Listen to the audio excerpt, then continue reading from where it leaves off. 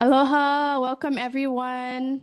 My name is Malia Augustin. I serve as the Nānākuli-Māʻili Neighborhood Board Chair. I'm calling this meeting to order. Today is Tuesday, March 17th, 2026, 7 p.m., and we're meeting in person at the Nānākuli Public Library and virtually via WebEx. A neighborhood board meeting is a monthly open forum between government representatives, elected officials, and members of the community. Members of the public have the right to submit testimony on any and all agenda items. We have a full agenda tonight. So to keep our items moving, we will go over some rules of speaking. Rules of speaking: if anyone wishes to speak, I will ask that in-person attendees line up at the microphone. Those joining us on WebEx, please raise your virtual hand. When raised and recognized by the chair, state your name clearly for the minutes. Comments must be kept under 2 minutes, official monthly reports under 3 minutes, and presenters under 10 minutes. Sergeant at Arms will be keeping time, so please end your comments when the timer goes off. We will open up questions and comments to community first. After we close the questions and comments to community, we will then open up questions to the board. We will not return to questions to the community once the board is speaking, okay? If you speak out of turn or with misconduct, you will be removed from this meeting. I would like to remind everyone that this is a community forum, so we welcome all comments, concerns, and questions, even opinions, to be free to share your mana'o on our agenda items. And remember to treat others with respect and engage with the spirit of aloha. I'd like to ask that at the end of the meeting, we're grateful that people help to clean up. Please don't touch any of the items on this upper table during cleanup. Okay, so we're going to start with Pule, and I'm going to open us up with Ho'onani. You're welcome to join me. E Pule kako. Ho'onani ka makuama, ke keiki ne ka uhane no, ke akua mau ho'o mai ka ipu. Ko ke ia au, ko ke la au. Amen. Mahalo. We'll move to board roll call. Okay, board members, when I call your name, please use your microphone. If any happen to be online, please unmute your virtual microphone, please. Board member Ayo, Present. Sector, Here. Cowles, Here. Dela Cruz. Not seeing online or in person. Myers, Here. Simpson. Not seeing online or in person. Manoa, Present. Weaver, Present. and Chair Augustine. Present. Mahalo. First on our agenda, we have City Emergency and First Responder Monthly Reports, Honolulu Fire Department here in person.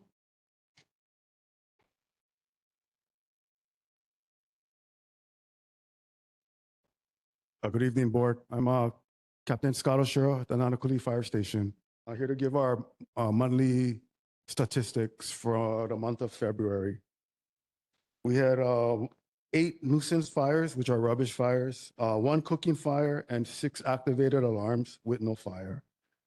For our medical emergencies, we had 105 medical emergencies, 2 motor vehicle crash collisions, 1 ocean rescue, and 1 hazardous materials incident. The fire safety tip from the Honolulu Fire Department for this month is smoke alarms. Make sure smoke alarms save lives and are an important part of a home and fire escape plan. Properly installed and maintained, smoke alarms give occupants early warning to get outside quickly. Smoke alarms should be installed in every bedroom, outside each separate sleeping area, like a hallway, and on each level of the home.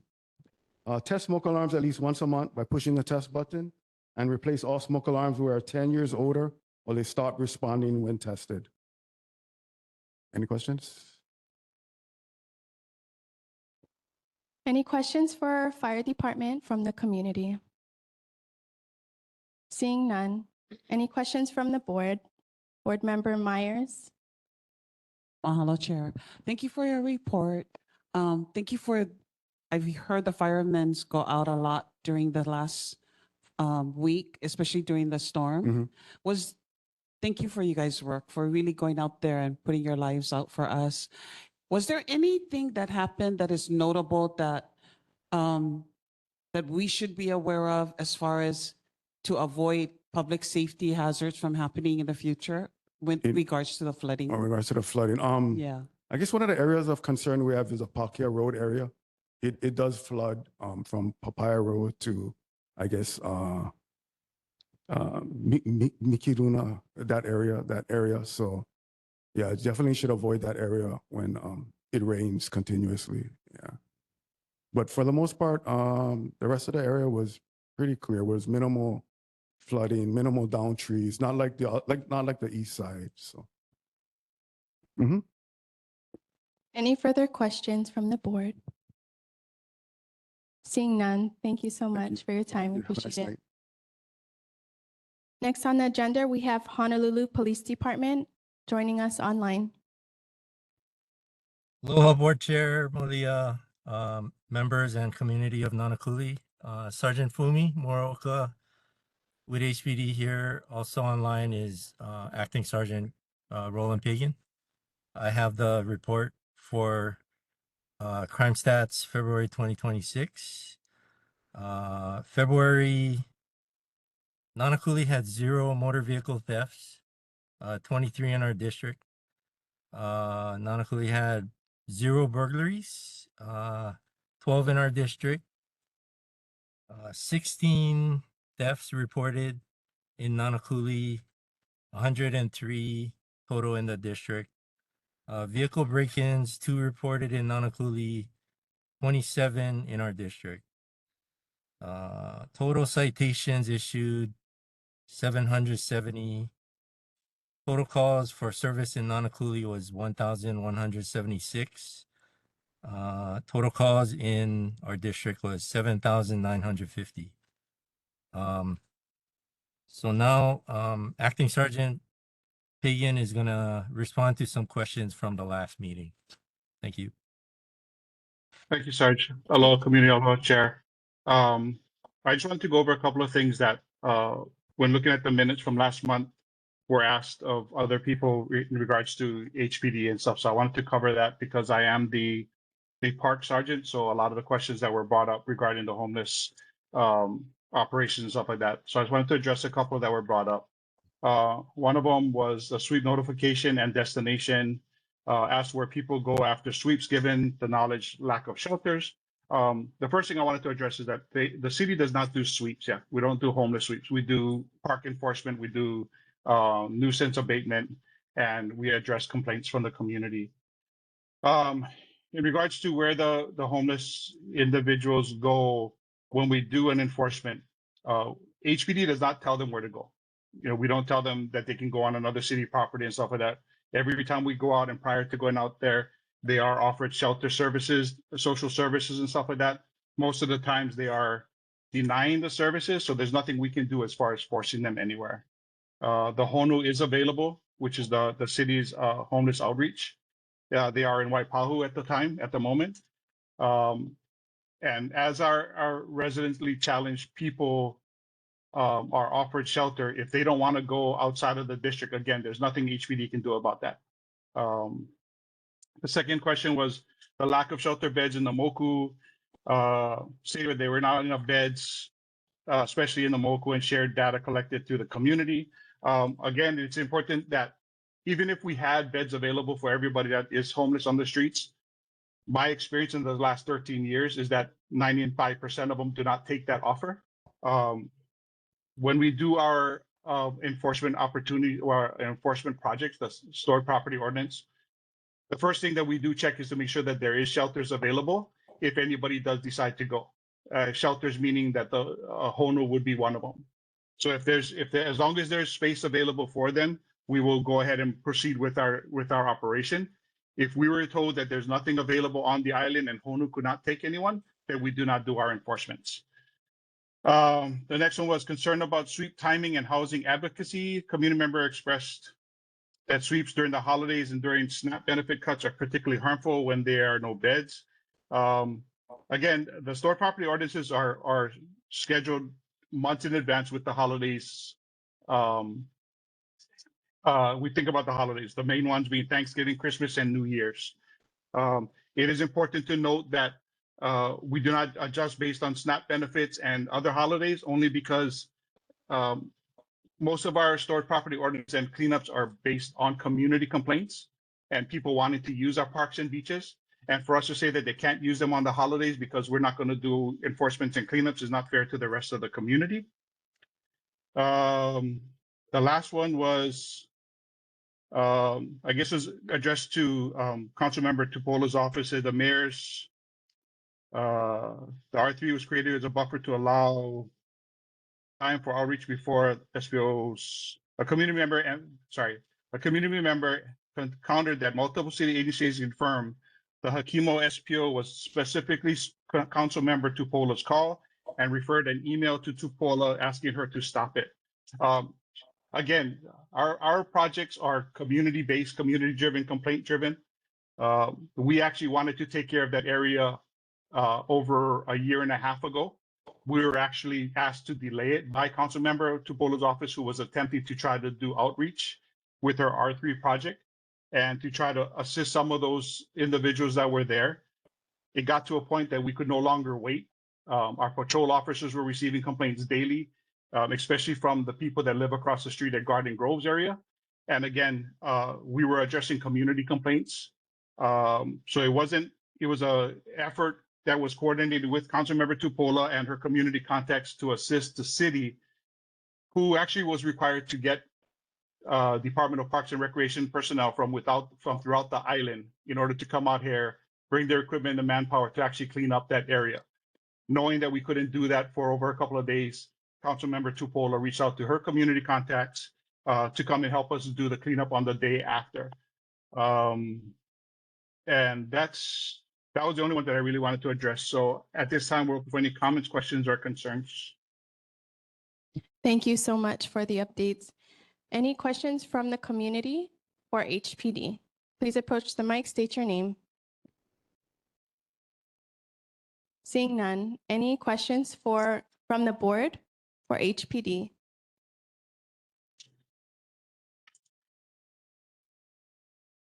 So we did have a meeting with a Katie Ka'ahanui, and Yes, ma'am. she's the new Safe and Sound West Side coordinator. Yes, ma'am. The Department of the Prosecuting Attorney under the city and county. And so board member Ayo and board member Cowles were there, where we are working currently to strategize with HPD and with her department now that is assigned there to try and address how we can get more informed as a community with the crime that's currently occurring. And so she showed us a map that you guys have, and I'm just wanting to put in a request, if in the future meetings that we have, if you guys could display that map during these updates to kind of give a better visual to where these crimes are occurring. We can look into that again. The stats that we provide for the neighborhood boards are consistent throughout the island. With that, what we'd like to do is like to direct everybody to the HonoluluPD.org and the website to do the crime mapping, where they can actually put in their areas. Because I can show you a map that's not going to mean anything to anyone. But if you go to that website and you look at it, you can actually put in, you can see from your address within so much miles from your address, you can actually see the types of crimes, and it actually tells you if it was a theft, if it was an assault, and stuff like that. So again, me showing you a map really wouldn't do any good because it doesn't give you any context. Again, directing people to the HonoluluPD.org website, and they can go to the crime mapping, allows them to put in their address and they can see what's actually happening within their area. So that's what I would suggest, only for better information. Thank you. Thank you. Board Member Dela Cruz. Aloha. First of all, I apologize to the community for being late. Corporal, I have a question in regards to the protocol and procedures. When a community person comes up to HPD and asks for their badge number or their name or officer in charge, what's the procedures you guys take?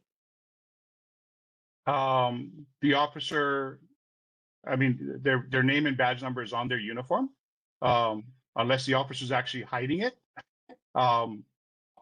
And the person doesn't want to read it. I mean, they have every opportunity to read it. The officer is not required to give them a pen and paper to write it down. If someone wants it, they can get their information. They can take a picture of it as they wish and stuff like that.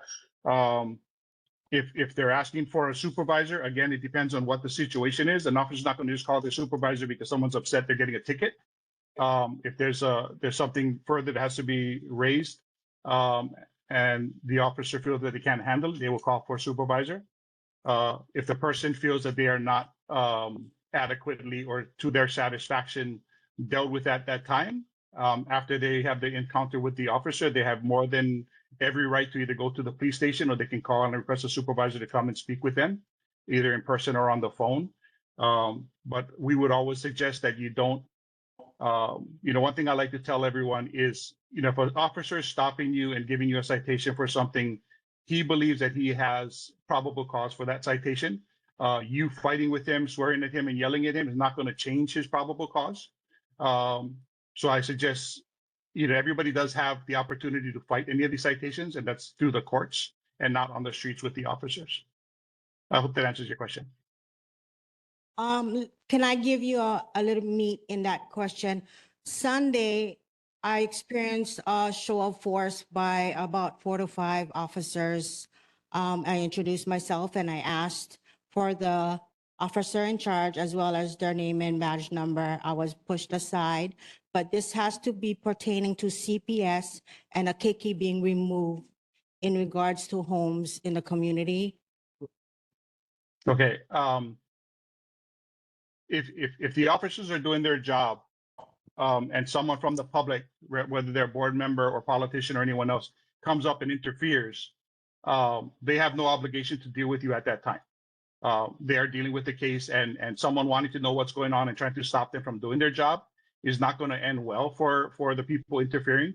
I would suggest they let the officers do their job, and when that's done and everything is safe, you ask if you can speak to someone. But trying to get in the middle of it when they're trying to do something is not something that I would ever suggest. Okay, thank I you. appreciate it. Thank you. Thank you. One further question, and this is in relation to the response the HPD has for missing children, and specifically asking when we know that the child is in danger, why there's no information released to the public sooner after the 48 hours. Okay, so you're talking about someone reporting that a child is missing, or are you talking about like the Amber Alert, the Māʻili alerts? Correct. Okay, the Māʻili alerts, my understanding is it's when the officer makes the report, they submit their information to the detectives. The detectives then have to forward that information, and based on the criteria of and the status of the case, there's a decision made based on the circumstances of that case of whether or not they're going to actually do a Māʻili alert or not. So I can find out exactly who makes that decision, but again, if someone reports a child missing and there's a possibility that someone may have ran away, they're not going to do a Māʻili alert for that. So again, that has to be certain circumstances that certain criteria that would have to fall in place in order for them to do an actual Māʻili alert. Thank you. Can you send a copy of the protocol to our board so that we can have that information to better serve our community? Thank you. Okay. Any further questions? Seeing none. Thank you so much for your time. We Thank appreciate you. Have a good night. you too. Next on our agenda, we have Honolulu Ocean Safety. Present, Blake.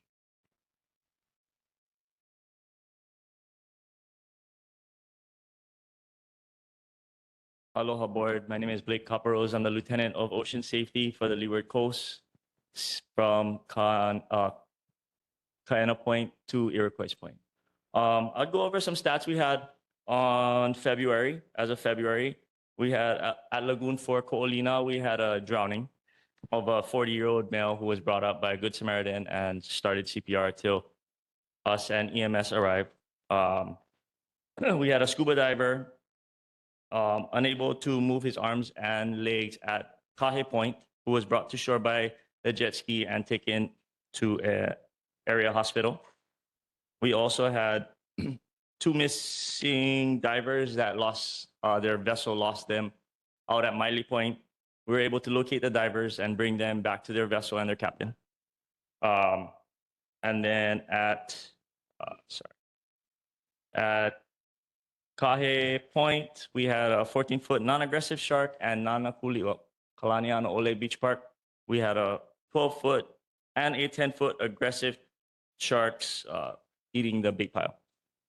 Other than that, we had no other stats for these areas.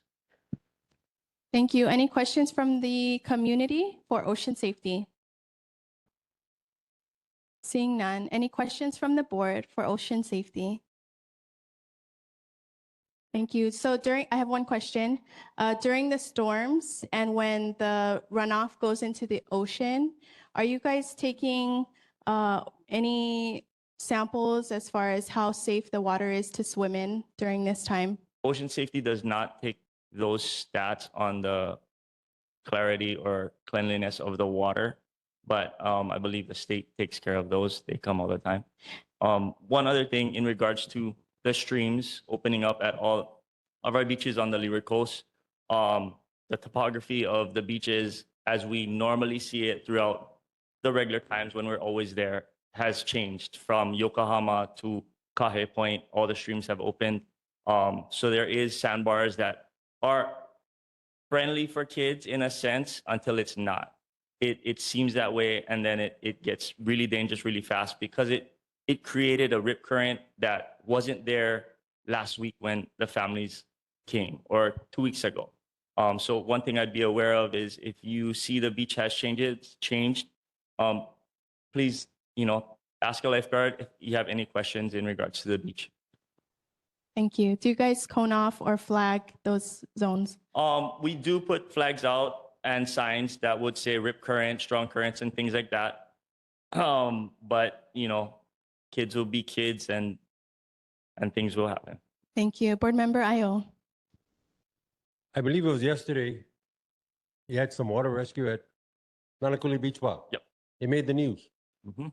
Can you report on that now or not? I can give some insight. I was on scene. I was second on scene. As far as it went, 7 kids were playing near the stream, near the river mouth, where I grew up calling it something else, but the bridge area, right? You guys know, I see we all from Nānākuli. That river broke open when the storms came, and it created a rip current like I was currently talking about. And it never showed itself until as the swell built up, as the waves got bigger, it broke open once again. And when it broke open, that sandbar became a huge rip current, ripped out seven kids and a bodyboarder, local boy. I would like to commend his efforts. He helped us rescue everyone back to shore. 4 patients got transported by EMS to an area hospital. Okay. Thank you so much for Yep. your service. We appreciate the updates. All right, thank you guys.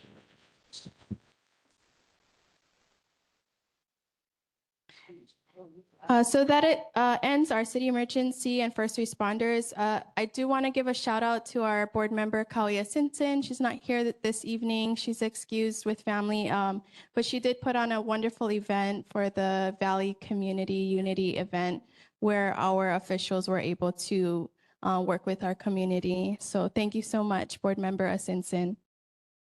Additionally, mahalo to Jody Keolana, who has provided Mea Ai food on the side. So if anybody during this meeting would like to have a snack, they're in the bags over on the side by the table.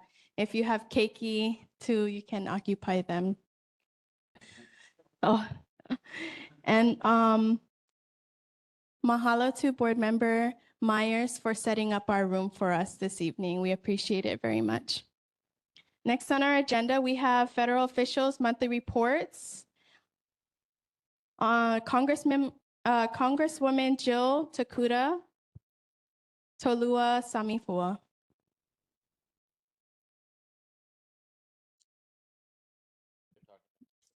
Hi, good evening, Chair. I don't know if you can hear me. Yes, thank you. Hi, good evening, Board. Thank you for the time. I just have some brief updates, at least for the district. I think that's probably the most priority right now. But in the last couple months, if anyone's familiar, Congresswoman Tokuda has hosted a couple or various amount of town halls across the state. And just last week, we hosted the latest one in Kaneohe. There are a few coming up. I just included some in the chat there. This coming Saturday will be in Lahaina. And then we have a couple of upcoming town halls scheduled on the calendar on the neighboring islands. Any other town halls on the island of Oahu, we don't have scheduled as of yet. And I don't know for sure if we will have at least one more town hall on the island of Oahu. When I came onto staff last year, I was very much privileged to be present at the Waianae Town Hall. So I don't know if we'll be hosting one, and I can follow up and update that with the chair as soon as, if we do get any updates in that. Another update for the district, Congresswoman Tokuda has opened up the 2026 Congressional Art Competition. We're currently accepting applications for students in the district that are interested, I guess I should make this clear, high school students that are interested in entering any artwork that is aligned with the theme for this year, which this year is Reflections of Hawaii. So we're accepting applications or just artwork from students across the state in the district or within the district. And submissions for those artworks are due by April 8th. And I can send an update as well to Chair, just as a reminder, if we have any students in the district that would like to submit artwork. We hope to get more artwork from representative of Nānākuli and Māʻili. We didn't have many last year. But if the physical artwork can either be mailed into our office, and you can find our address on our website, and I have the website in the chat there, as well as if anyone would like to physically drop off artwork. I'm in the office Monday through Friday, and I'm happy to arrange any student or parent or teacher that would like to drop off artwork for their student anytime Monday through Friday from 8 a.m. to 5 p.m. I'm open to even meeting anyone if it's too encumbersome to come down to the office. I'm willing to meet with anyone that would like to submit artwork for their student. Again, the deadline for that is April 8th, 2026. And as of right now, that's all I've got for the updates, other than some of the press releases that I also included in the chat here for anyone that's interested. But I thank you for your time. Thank you. Thank you. Any questions from the community for Jill Takuda's representative? Johnny May online. Thank you, Chair. Johnny May Perry. Thank you for joining us this evening. I'm really concerned of the war that's going on. And it is my understanding that anyone in Congress, their children are exempt from participating or enrolling in the military. I think that is so unfair. Is the people in Washington that give the go signal for wars. their kids or grandkids should also participate, and not only our children. Thank you. Thank you. Any further questions from the community? Seeing none, questions from the board. Board Member Ayo. Oh, Board Member Myers, and then Board Member Ayo. Thank you, Chair. Mahalo for coming to our meeting tonight virtually and providing us a report for Congresswoman Dakota. Recently, I saw Board of Water Supply give a report to the legislature at a Senate hearing, and they were asking for general bonds to assist in cleaning up the Red Hill contamination by the Navy. I thought I saw funding in the budget for the military budget to address the cleanup. Is there any way that you can verify how much funds are available and notify Board of Water Supply leadership regarding that funding and getting that funding released for the assisting of the cleanup? So that's my first question or ask. My second is, can she provide us with her stance or her position on the extension of the military leases in Pohakuloa, et cetera? I saw her recently online in a hearing in Congress regarding with the military. So of course, our community is concerned about Makua and other lands are being used. At the same time, our legislatures are saying at the state capitol that there's a huge infrastructure. It's not just homeland security, but there's also economic infrastructure that supports the state of Hawaii with the military being here. So I just wanted to know her stance on that. Mahalo. Board Member Ayo. Mine has to do with the art that you're publicizing. Does it have to do with just a painting or drawing? Can you submit a photograph? Anything to do with art?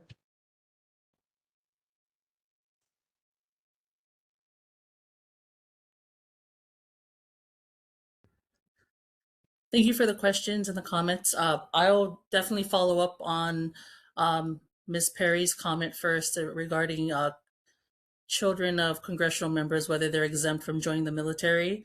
I'll follow up on that. I don't think that's accurate, but I do want to make sure that I'm giving you the right information. So I will provide that information to Chair.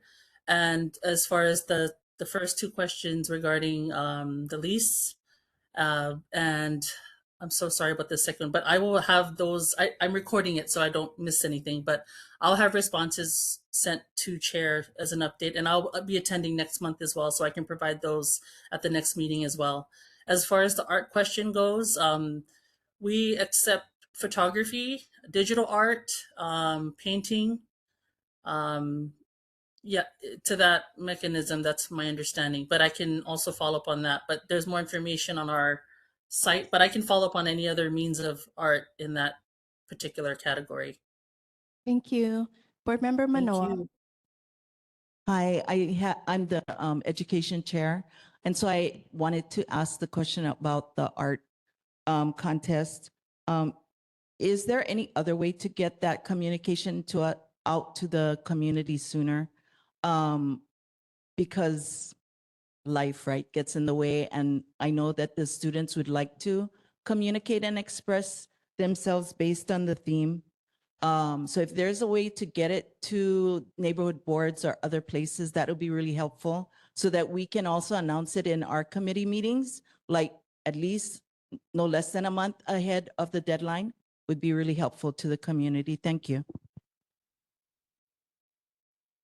Thank you.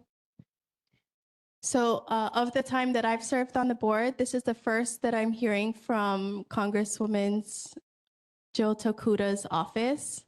So I just want to make note that, you know, even if she's here on island, which she was during the town hall when we had our last neighborhood board meeting, which was on a different day, you know, it would be nice if there was a little more effort from her office to engage with our community.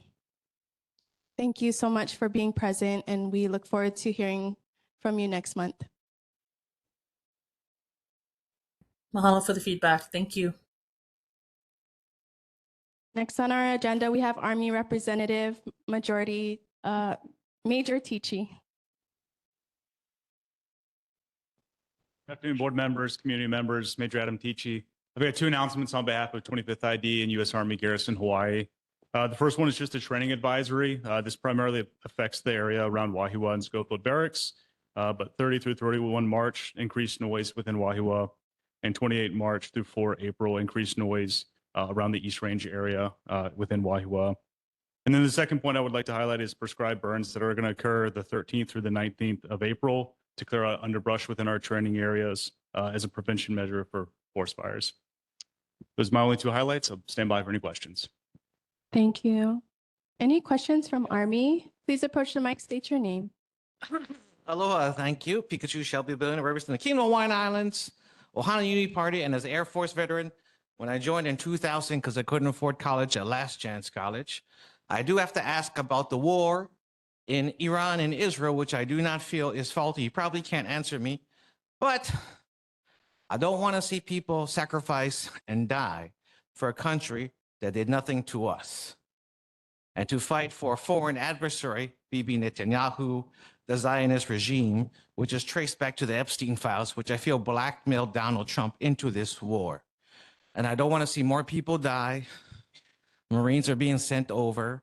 The bases are hit. You can't control the Strait of Hormuz. The Navy ships already hit. They're lying on intel because I'm tracking them on X. I follow Iran intel, Russia intel, China intel, and I can also speak Arabic as well.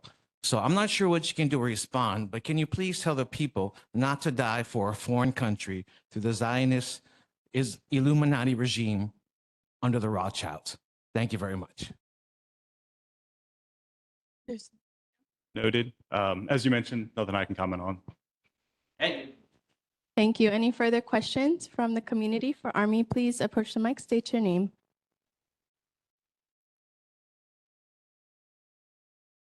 Aloha, Lani Alachu. My question is, when the military is based around our island, the way it is, especially in our Lualole Valley, if there's like community efforts to have a cleanup next to the gate that you guys, that houses the Lualole area, is there a partnership that the military can be on board with our members of our community and even with Councilwoman Tupola that can set up some kind of like arrangement? It's right outside your military gate, that you can work with each other to have that cleanup often. And if our communities that is like right outside the gated area or right outside the perimeters of this military installation, is there a way that we can find out, like, if our electricity grid goes out, do you guys still have electricity at the bases? And why so when we are in the same ahupua'a?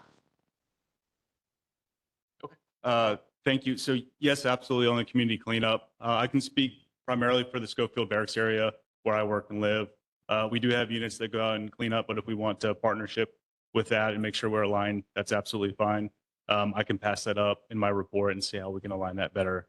In regards to power, we have, I don't really understand the power grid, right? But we have houses on Wheeler as well as Schofield, and then the other smaller areas such as HMR. I was out of power from Friday to Sunday within my personal housing, and I know that we still have a few folks on Wheeler. I think it's 72 homes as of today that still do not have power. I don't know exactly how that ties. Maybe some of the communities down here that still don't have power. If I can answer any more, I'd be happy to. Thank you. Any further questions? Seeing none. Any questions from the board for the Army? Board Member Cowles. Good evening. Thank you for coming all this way. I was working on my roof yesterday. I live Māʻili, and I saw these Army helicopters circling around over the ocean yesterday for about a couple of hours. They were out there. Do you know anything about that? Unfortunately, I don't know. Thank you. Okay, we look forward to getting feedback for the questions that came up at our next meeting, but thank you so much for your time. Next on our agenda, we have Navy Representative Jewel Felipe joining us online. Aloha, everyone. Can you all see my slides? Yes. Perfect. Okay. Hello, everyone. I hope all is well and you all stayed safe and dry this past weekend. So I know I mentioned this the last one, but I have updated pictures. As you can see, we have our senator standing there with the Joint Base Command commander. That's Captain Samuel White. So this is for the Kalikali Pass exercise that occurred Tuesday, March 3rd. Again, Navy led a multi-agency exercise designed to prepare for a safe and orderly evacuation route. This is like same exact route that was used during the tsunami warning back in July 2025. At that time, more than 400 civilian vehicles were evacuated. The next one is, I know Uncle James was asking about the repair, to the damaged roads. I did some talking amongst other people, and this is what they told me. We do have a few challenges. It's about sharing the responsibility on who owns the road, whether it's city, state, or federal, as well as funding and legal restrictions. With federal money, it's a bit difficult. You can't just swipe a card or you can't just write a check. It needs to be authorized and approved. Coordination between Navy, state, and local agencies. So it's just like, okay, we have to plan on, we're going to close the road, who's going to close it, who's going to come, if there's any contractors involved, things like that. And of course, with the global conflict and security, with ongoing conflicts and mission requirements, resources and priorities can shift, which may impact timelines for projects like road repairs. And then the efforts, though, the good thing is that there is a Hawaii Senate Bill 3156. So it's in the process. There was a hearing this morning. I didn't get a chance to see the update on the status, but this bill would allow the state to work directly with the military to perform repairs on federal property using federal funds. So hopefully this, if it passes through, this will help streamline and speed up the process of the repairs. And then lastly, again, for those who don't have my contact information, I think right now, apologies, the storm did affect my desk phone, so I can't receive or send, do any calls, but please email me. And I know in the previous presentation, someone was asking about cleanups, right outside the Lualua gate. So please send me an email and let's collaborate on that, and then we can work with everyone else and, work to that common goal to clean up the area. I have nothing else further. Any questions? Thank you. Any questions from the community for Navy? Please approach the mic, state your name.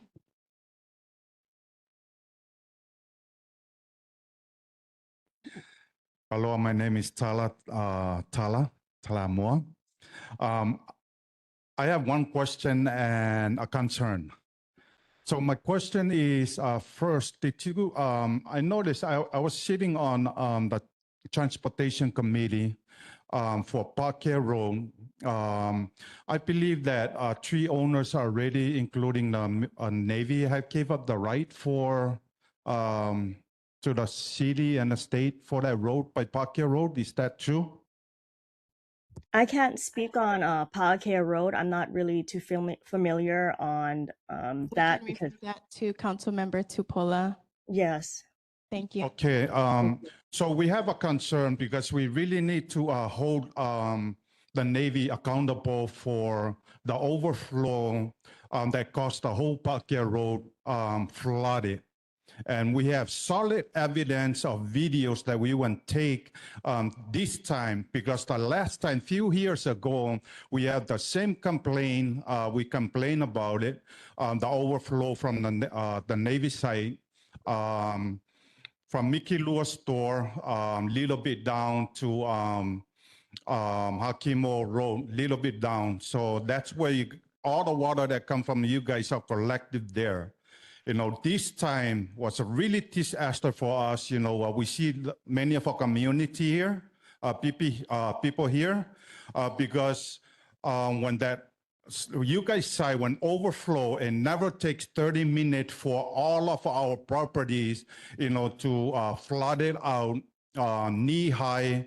Our houses was all, our property, and mostly from Papaya. Papaya Road down to Akimo was all disaster from that flood, knee-high.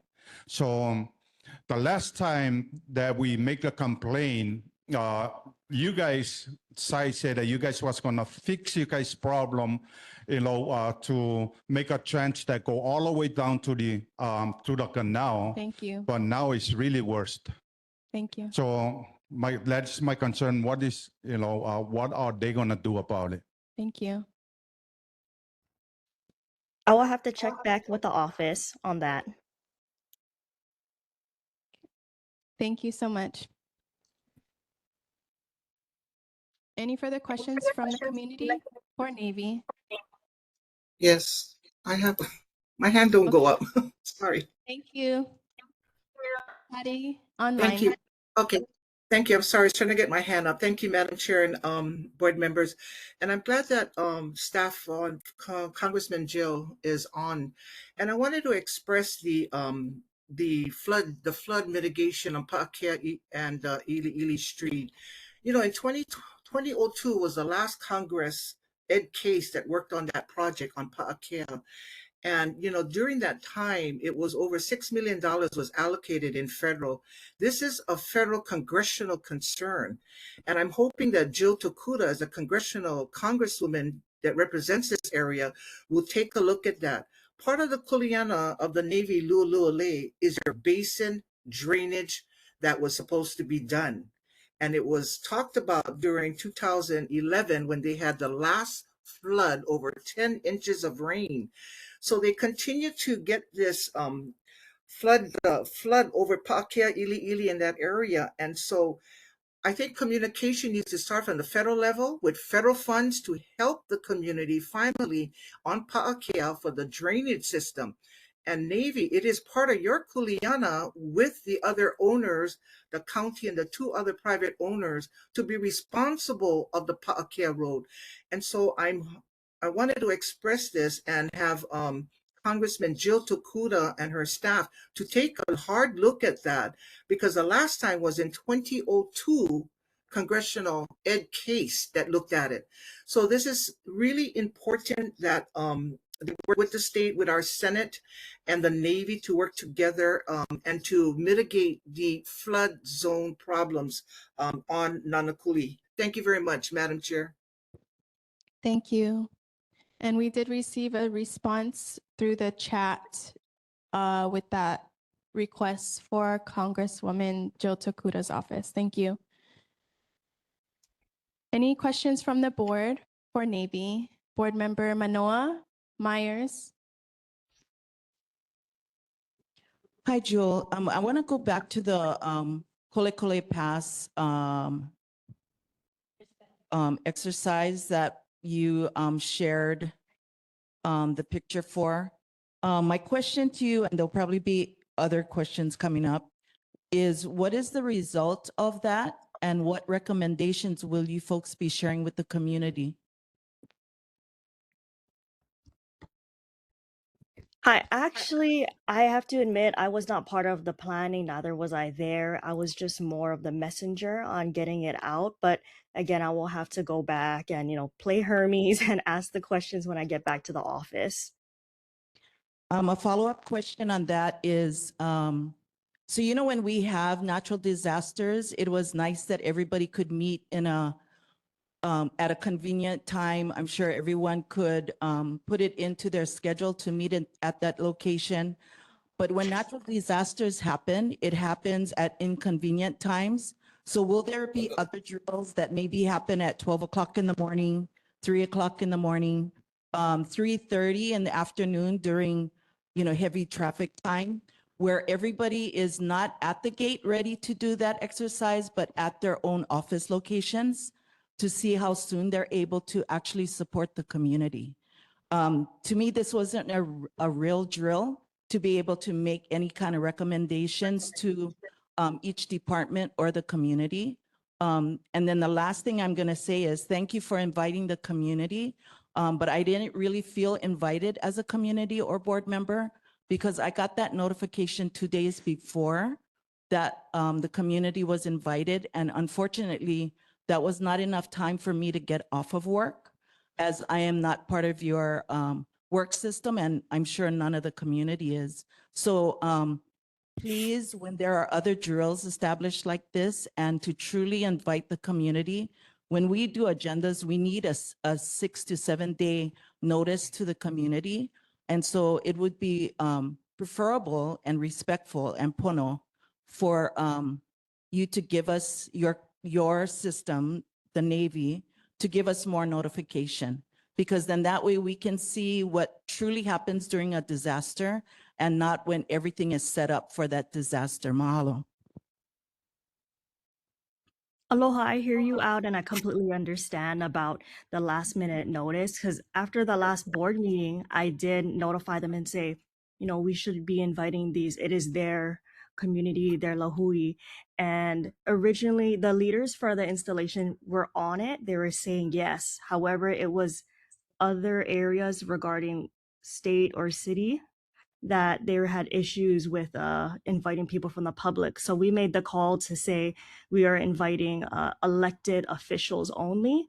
And I found out minutes before I sent the email to the chairperson. So Thank you very much. So now that you know that, please share Mhm. that with other departments so that the community is truly informed, so that we can give an informed analysis of the drill or the exercise. Thank you.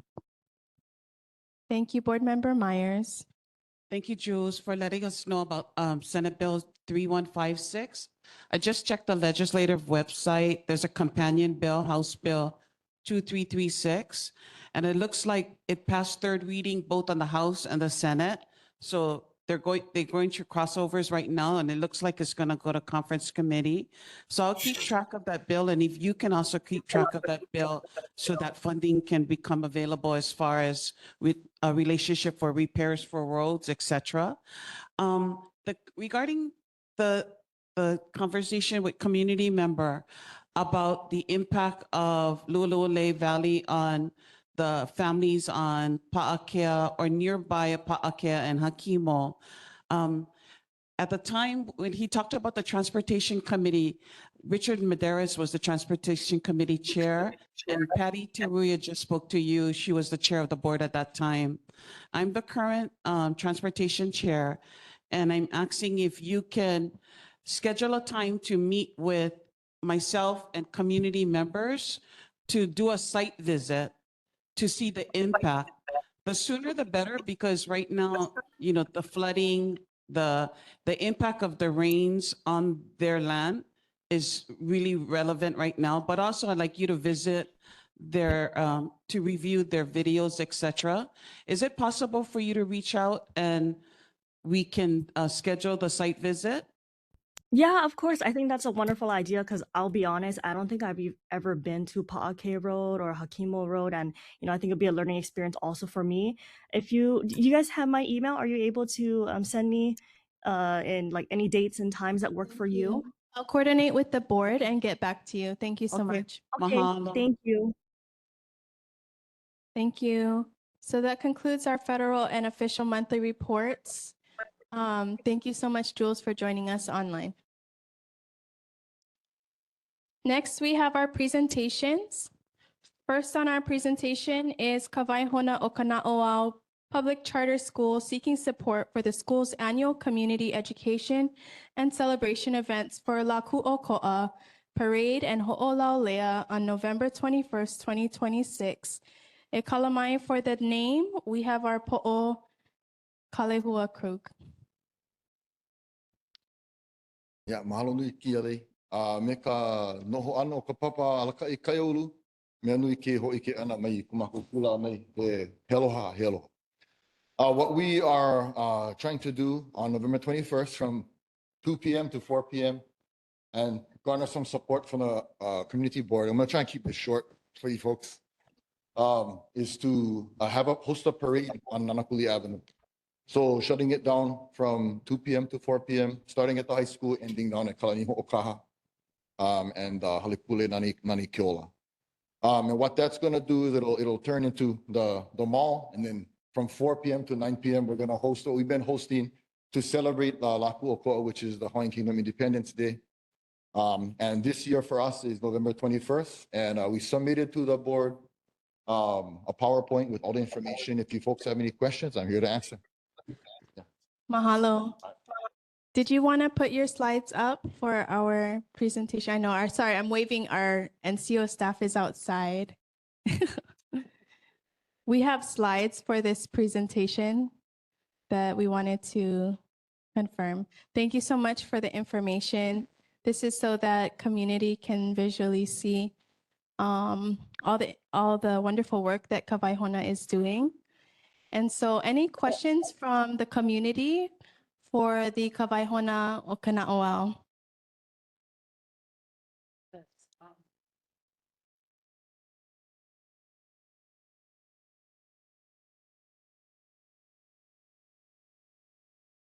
Any questions from the board for the Po'okumu Kalehua Krug? Yeah, you're on it. Okay. Hello. Can you hear me? Yeah.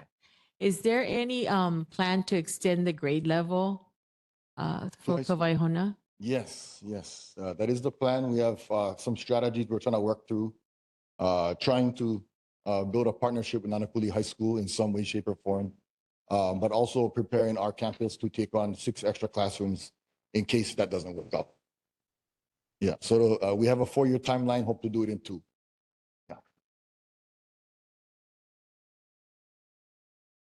Can you explain the mapping of your event as far as what's required or what your anticipation is for the road closures?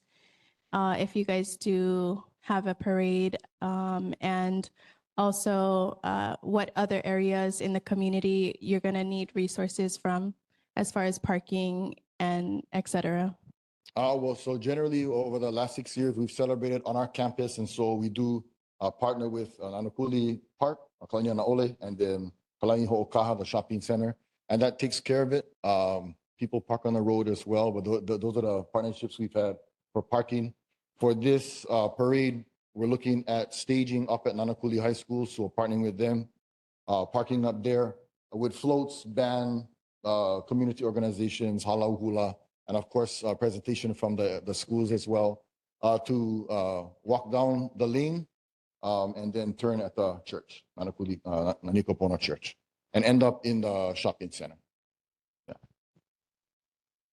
Okay, thank you. Yeah, sorry, we're working on getting the slides up.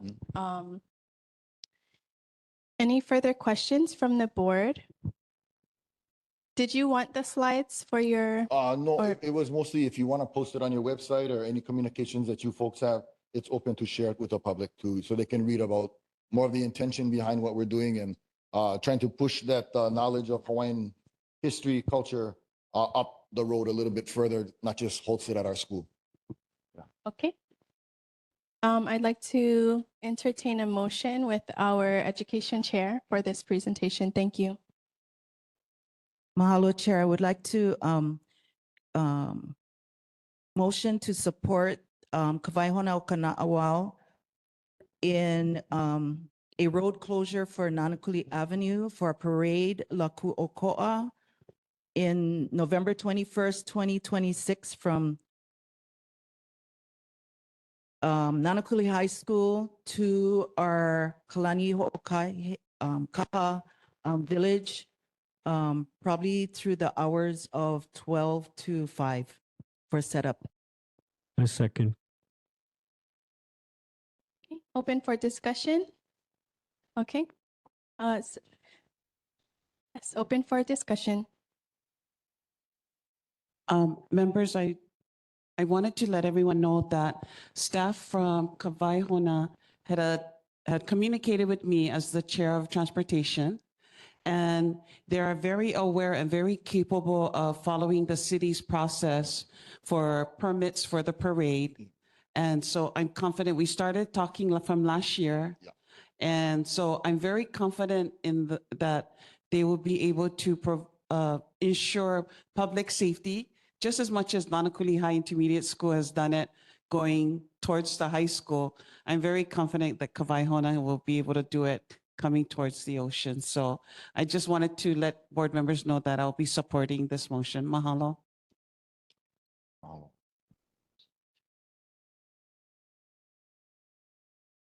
Any further discussion? Aloha Chair, e kalamaya uya community. I am also a kumu there. And so I just wanted to also speak in support in regards to what Board Member Jermaine had talked about safety. So I've been present several years when we've done the evacuation from Kawaihona going across the Farrington Highway and then going up to the school. I know other schools who may participate in the parade would also have their safety team there, but Kawaihona also has a magnificent safety team that is fully understandable of how to move a large crowd. I don't know, I think we have 750 to 800 students that has to move through that evacuation. And so even with our health nurse being able to transport students, so the plan for the parade would also include not only the fun part of it, but also the safety part of that too, for not only staff, students, and also the community who may come out to participate. Thank you. Jeff is gonna walk us through briefly through your slides.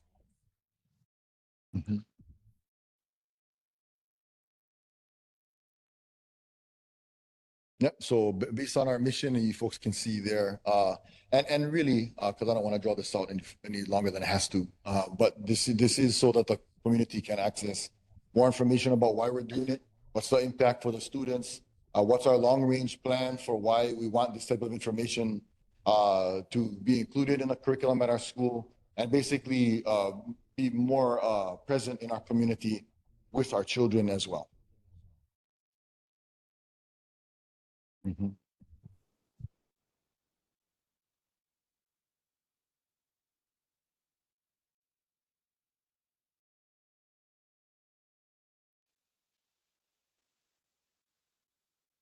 Thank you. So a motion was made by Board Member Manoa, seconded by Cowles.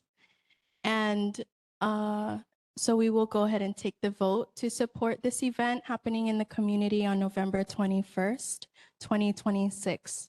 All those in favor, say aye. Any opposed, say nay. Any abstentions?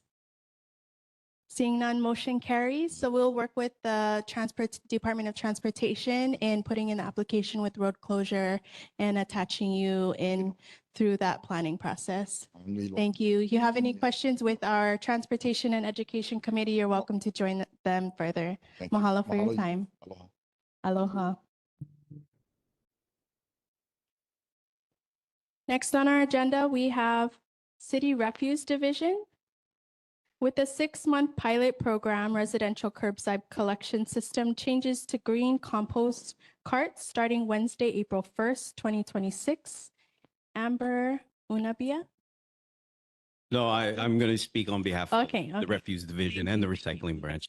Aloha and good evening, Chair, board members, members of the community. My name is Henry Gabriel. I'm with the City and County of Honolulu, the Department of Environmental Services, the Refuse Division, and the Recycling Branch. And so I'm going to have a short presentation for you. We are starting a new program, and this program is GROW. It's an acronym, Green Recycling Organic Waste. And this is only for those people on the automated collection system. So next slide. So the purpose of this presentation,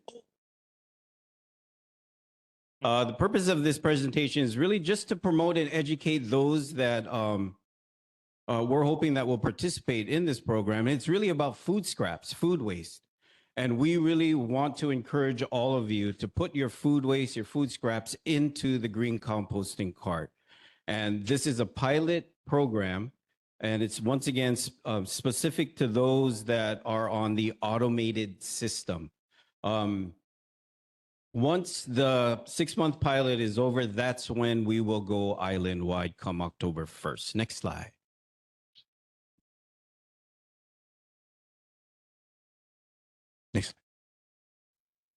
Oh, it's slow. Okay, so what is changing? Include the food, grow green or recycling organic waste. We want your food waste into that green composting cart. It's going to begin April 1st. That's in a couple of weeks, 2026. And those areas that you see on that slide is part of the pilot. We got Waipahu, Nānākuli, Hawaii Kai, Mililani, Kailua, and Kalihi. There is no rhyme or reason of why we chose those areas. If there was an area I'd like to add to that, it's a little bit late now, but it would be Waialua as well. And once again, I want to focus on this pilot is for those that are on the automated curbside collection. Next slide.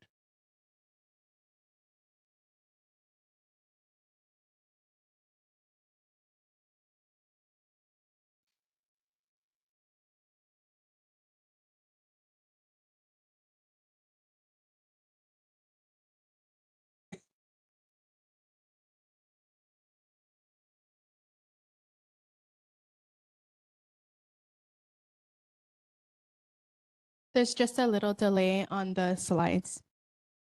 So we'll just be patient for processing.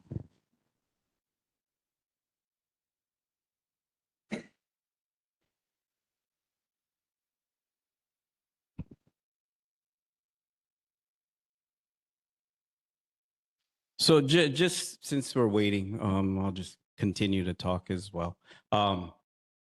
Food waste, and we'll get to a slide. Food waste in our waste stream is roughly 60,000 tons of food waste residentially generated in our waste stream.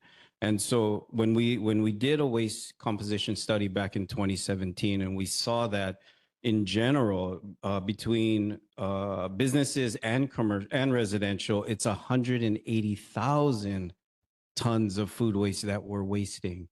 So the hope is that when we introduce this program, we implement this program, we don't want to collect food. I mean, we do want to collect food waste, but we also have to understand how much food waste are we wasting and why are we wasting it? Why not feed people? Why not feed animals?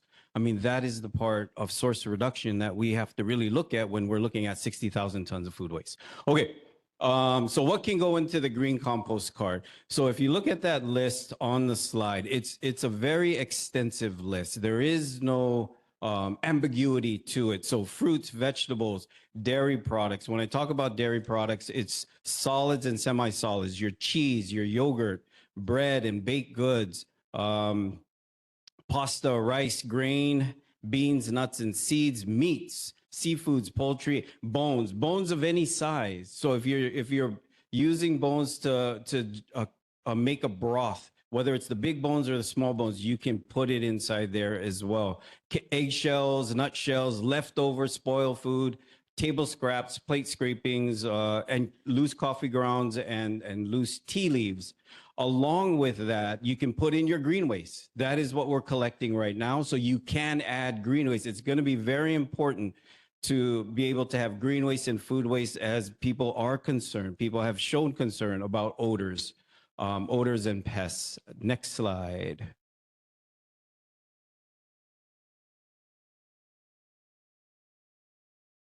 The list here is pretty extensive. What I'll try to do is as it's loading, I'll just continue to talk.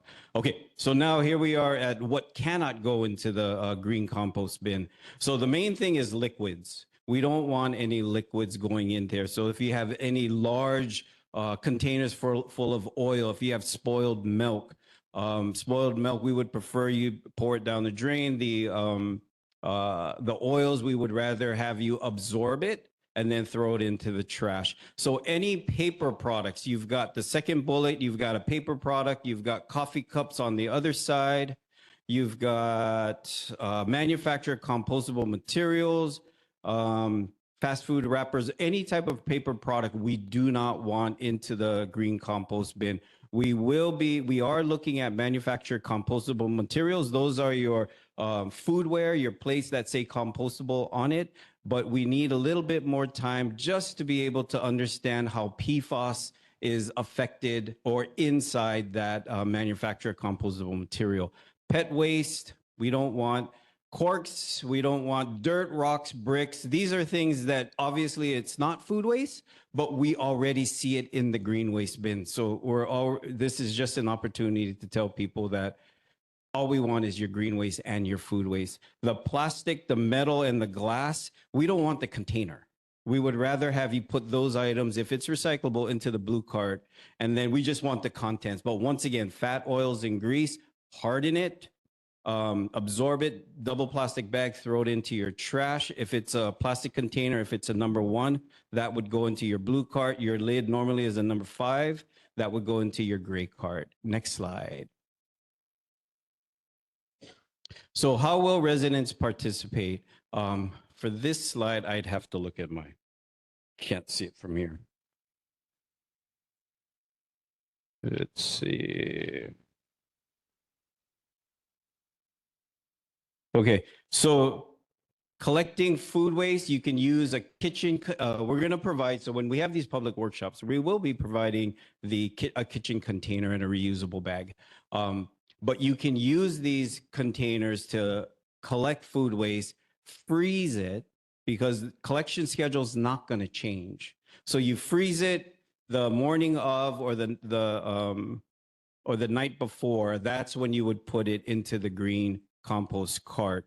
To prevent any type of odors, all we ask is if you have it, sprinkle a little bit of baking soda, coffee grounds. But once again, the key to making sure that especially if you're collecting, it's freezing the food waste. That last blue shaded area, that's where green waste and food waste, that is really the layering. When you're putting in green waste and food waste, all we ask is that you layer it. So then that way you're preventing any type of odors from coming up. You are also preventing pests from entering, especially when you're closing that lid. So layering is going to be very important when you put it into the green compost bin. Next slide.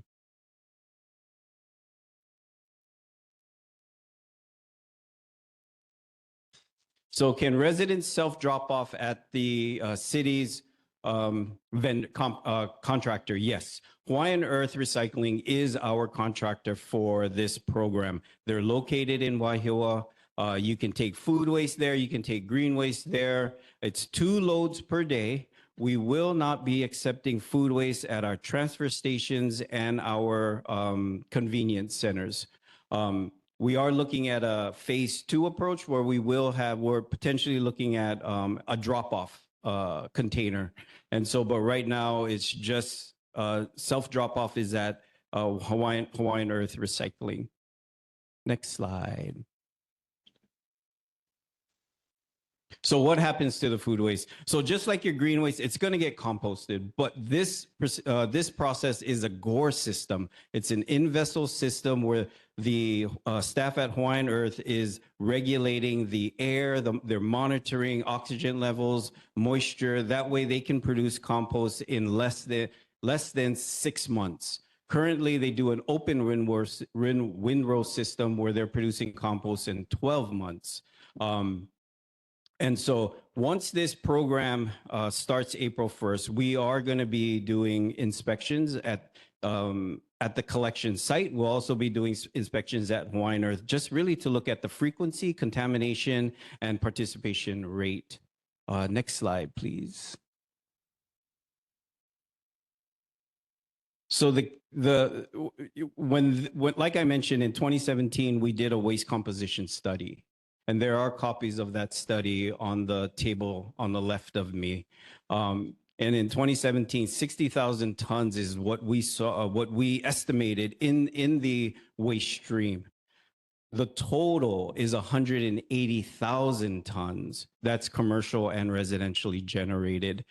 So when this was a no-brainer for the recycling branch, for the refuse division, Department of Environmental Services, to divert that waste stream from going to H-Power, from going to a landfill, in hopes that we understand how much we're generating and we can really try and figure out how we can generate less food waste, whether it be moving that leftover to the front of your refrigerator or, just really kind of consuming what you can eat and then that's it.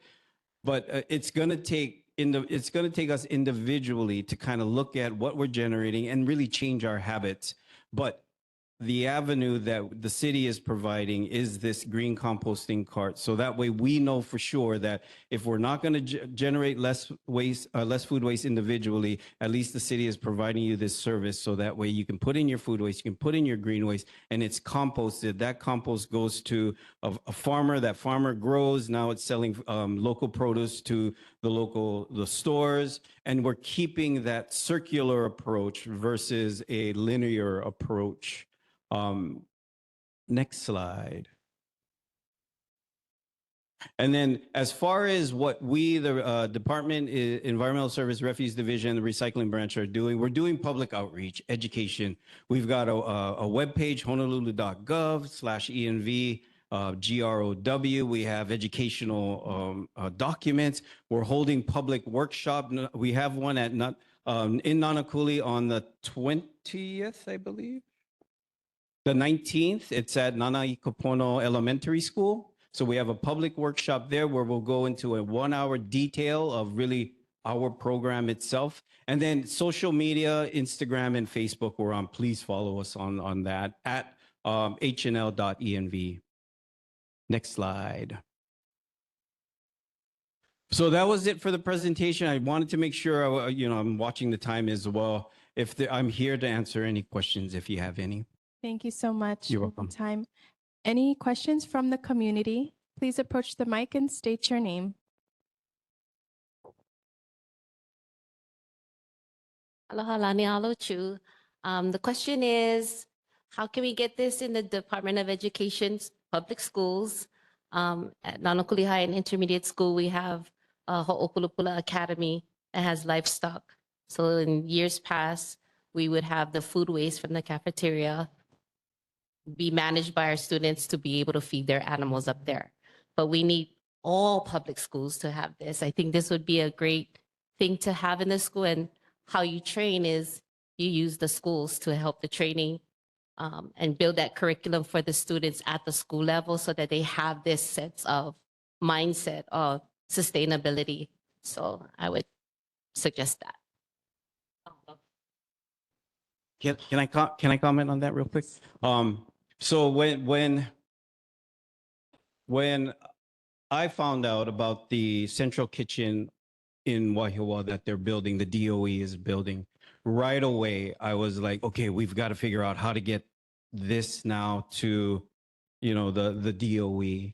I'm hearing great things about the schools in Nānākuli, what they're doing, and I want to learn more about that. But I think it can happen. We're the city. We can communicate with the state DOE. We can communicate with state representatives to see if we can, kind of encourage, implement this program as they're doing this centralized kitchen. And once again, if you think about the food waste that's being generated, let's say when it's in operation, when the food waste being generated at the centralized kitchen, if we're capturing that, it goes to a composter. I mean, it's right by Hawaiian Earth. Then they're feeding schools with this food. Those food residuals can either stay on site or go to a composter. And then the composter sells it back to the farmers. Farmers then sell it back to the kitchen. That's that circular approach that I think we really need to, try and focus on. So I agree with you 100% on that, getting the DOE involved. Thank you. Any further questions from the community? 2 online. Johnny May Perry. Thank you, Chair. Johnny May Perry. Taking a few steps further.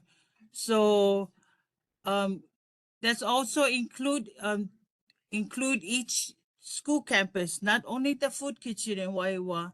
Every school campus, they waste a lot of food for breakfast and lunch. And also the schools, maintenance, the groundkeepers, they cut the shavings. So that too alone will supply the city with this project. So it's a continuum supply. It's just a matter of how you hook up with all the DOE schools to centralize all the daily waste, because it goes in the commercial bin for pickup rubbish. That's where it goes. So this is smarter to collect all the food from every school and the grass cuttings from the schools and the parks and rec as well. Thank you.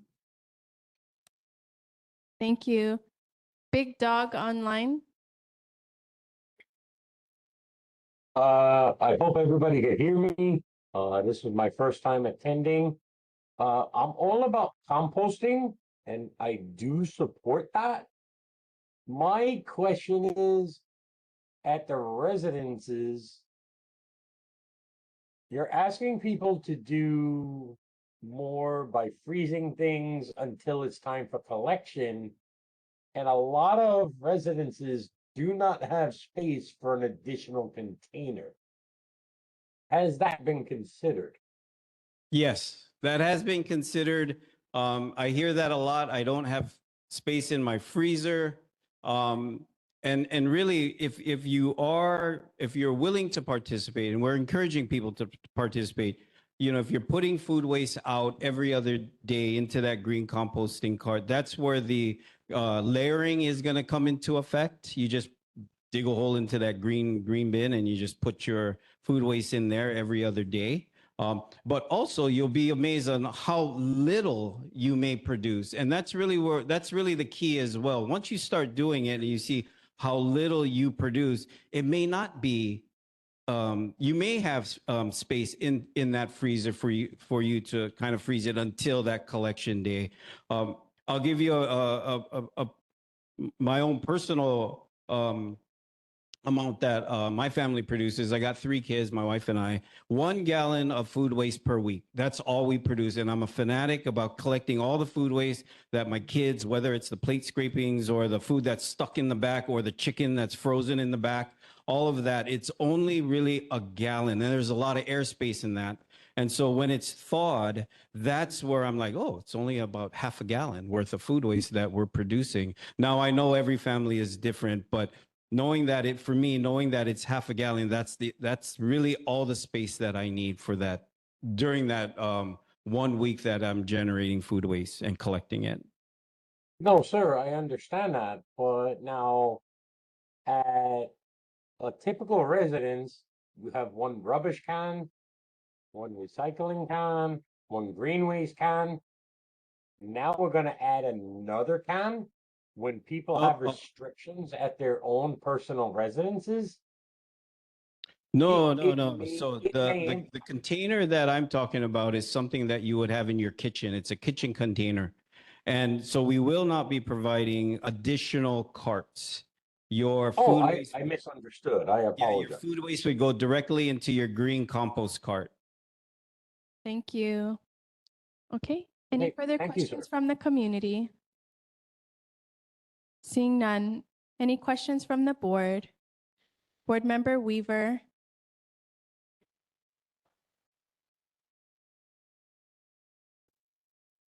It's not working.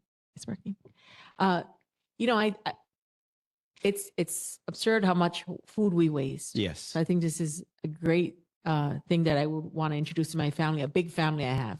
But I was wondering, is there any way you could meet us somewhat this side also? Because Waihawa is quite far.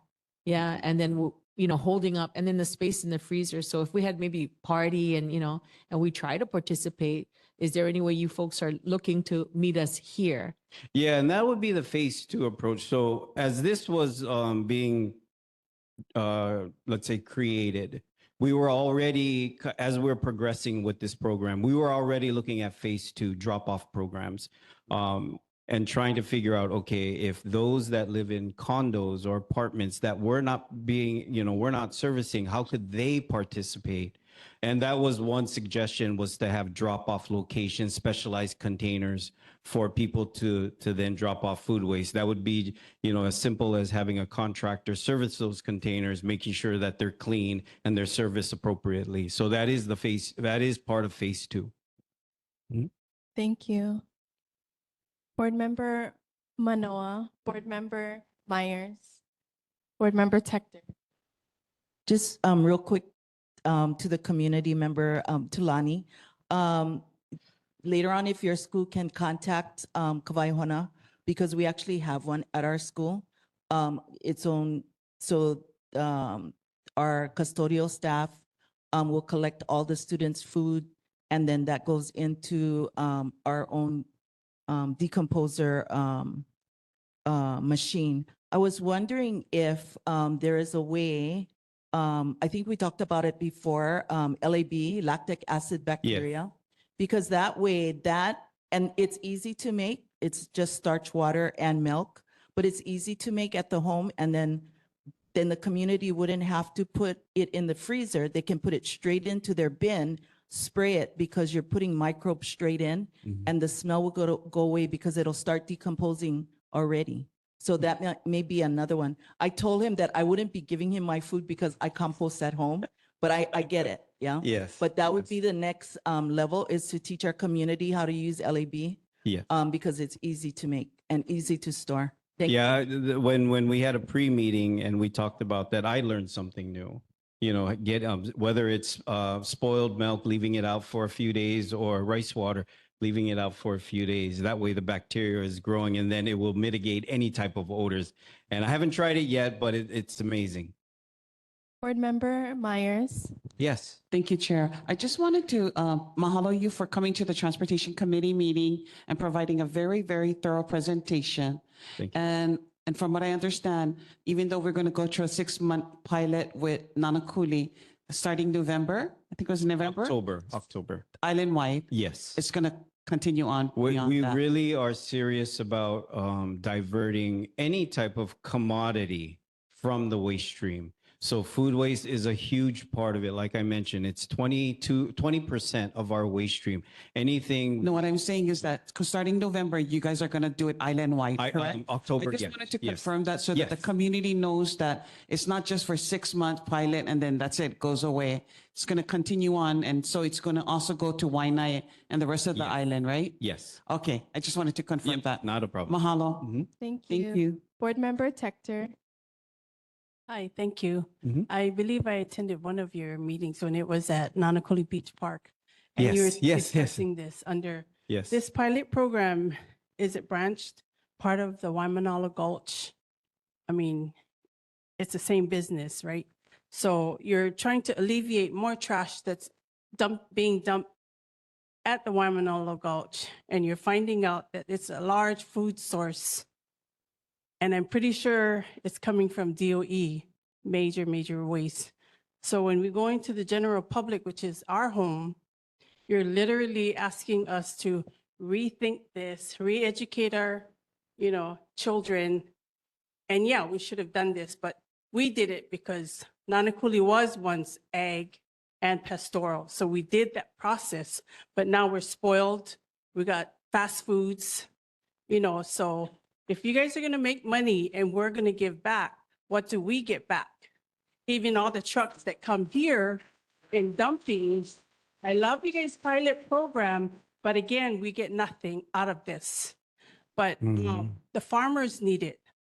So before the piggeries used to pick it up from the schools once upon a time, but the laws of what's good, what's not good.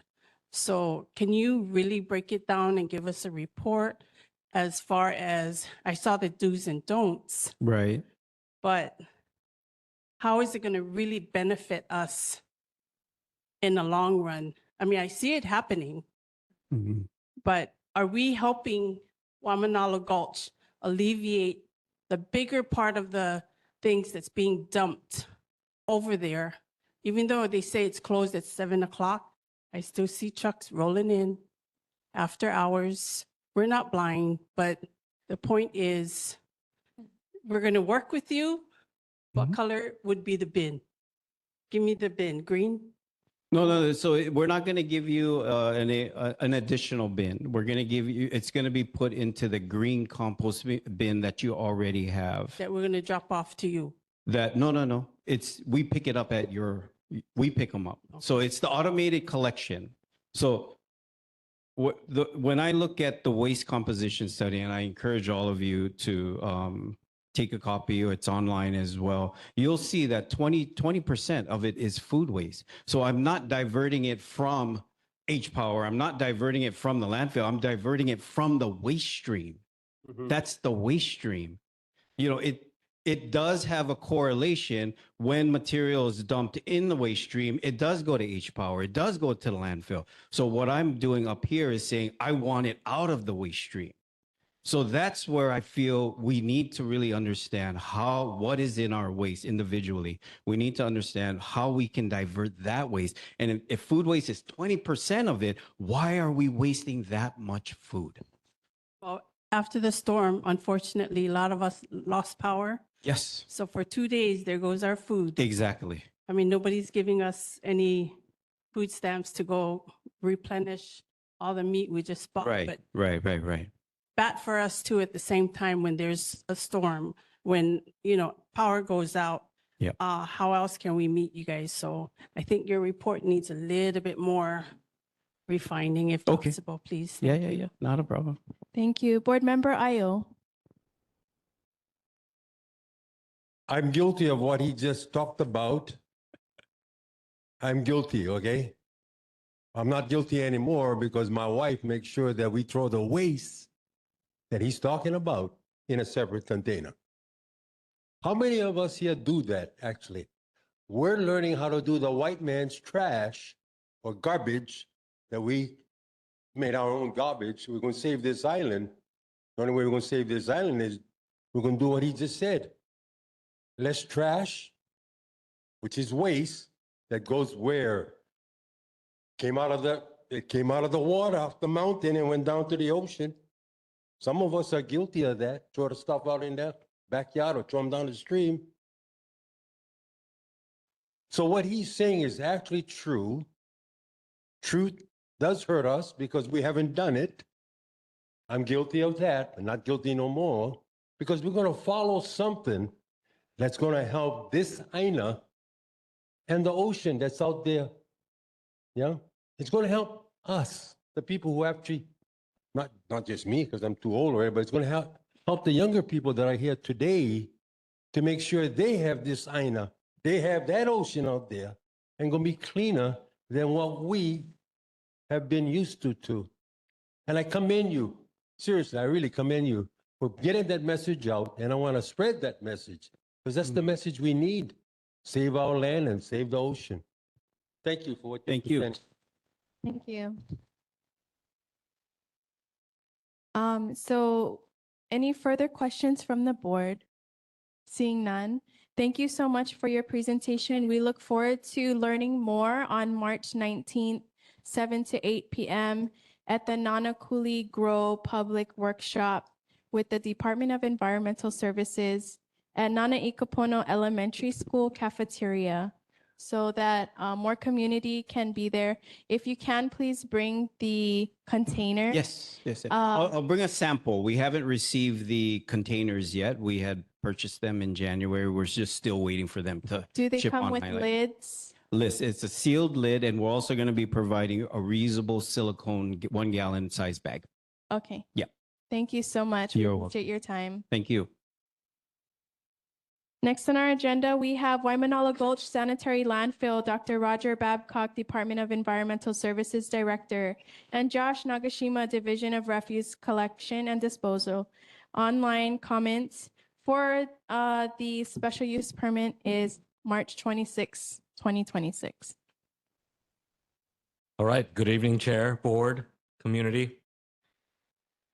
Henry talked about one of our newer programs that's trying to divert waste from the waste stream, as he mentioned. But I'm here to talk about a more contentious, but still important topic for waste on Oahu. And that is the Waimanalo Gulch Sanitary Landfill and the special use permit related to that landfill. To answer I know you made comments about the trucks going to the landfill after closure hours. I just wanted to mention that those are the ash trucks from H-Power. Ash is one of those things that we take to the landfill. I also wanted to make a comment on the discussion about responsibility for your own waste. So refuse division is the division which collects waste in our automated cans, but we also take the waste that's collected privately. So if you live in an apartment or a condo, we also collect. Oh, I'm so sorry. Thank you. We also take that waste the haulers that collect that waste brings it to us. So we handle it too. So like during the storm, we had to make sure that H power was up, the landfill was available so that we could take all of that waste. But if we're responsible for waste, we can reduce what is going to all of our facilities. So, sorry, my name is Josh Nagashima. I am the program administrator for the refuse division. And I'm here to talk about, again, this important topic. So I'll be going over some of the ways that we handle waste on Oahu, some of the things related to that. I'll also be going into a little bit about Waimanalo Gulch Sanitary Landfill and its history. Then I'll be talking about the future landfill siting effort that we've been going through.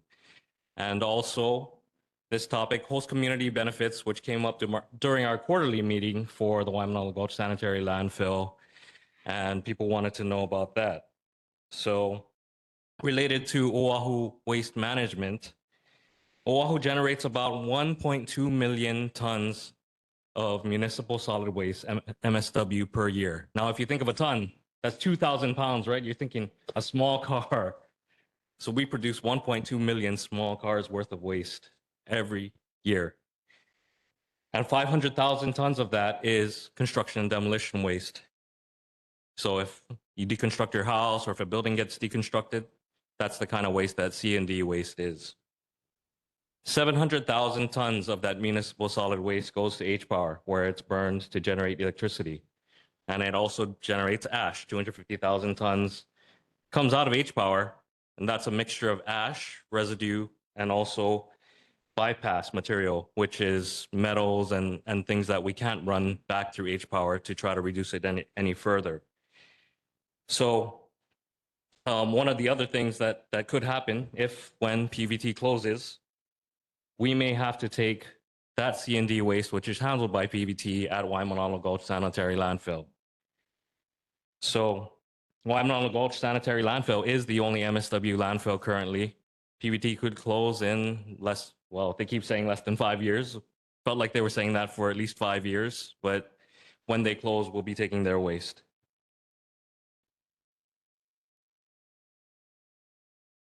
So as far as the history for Waimanalo Gulch was opened in 1987.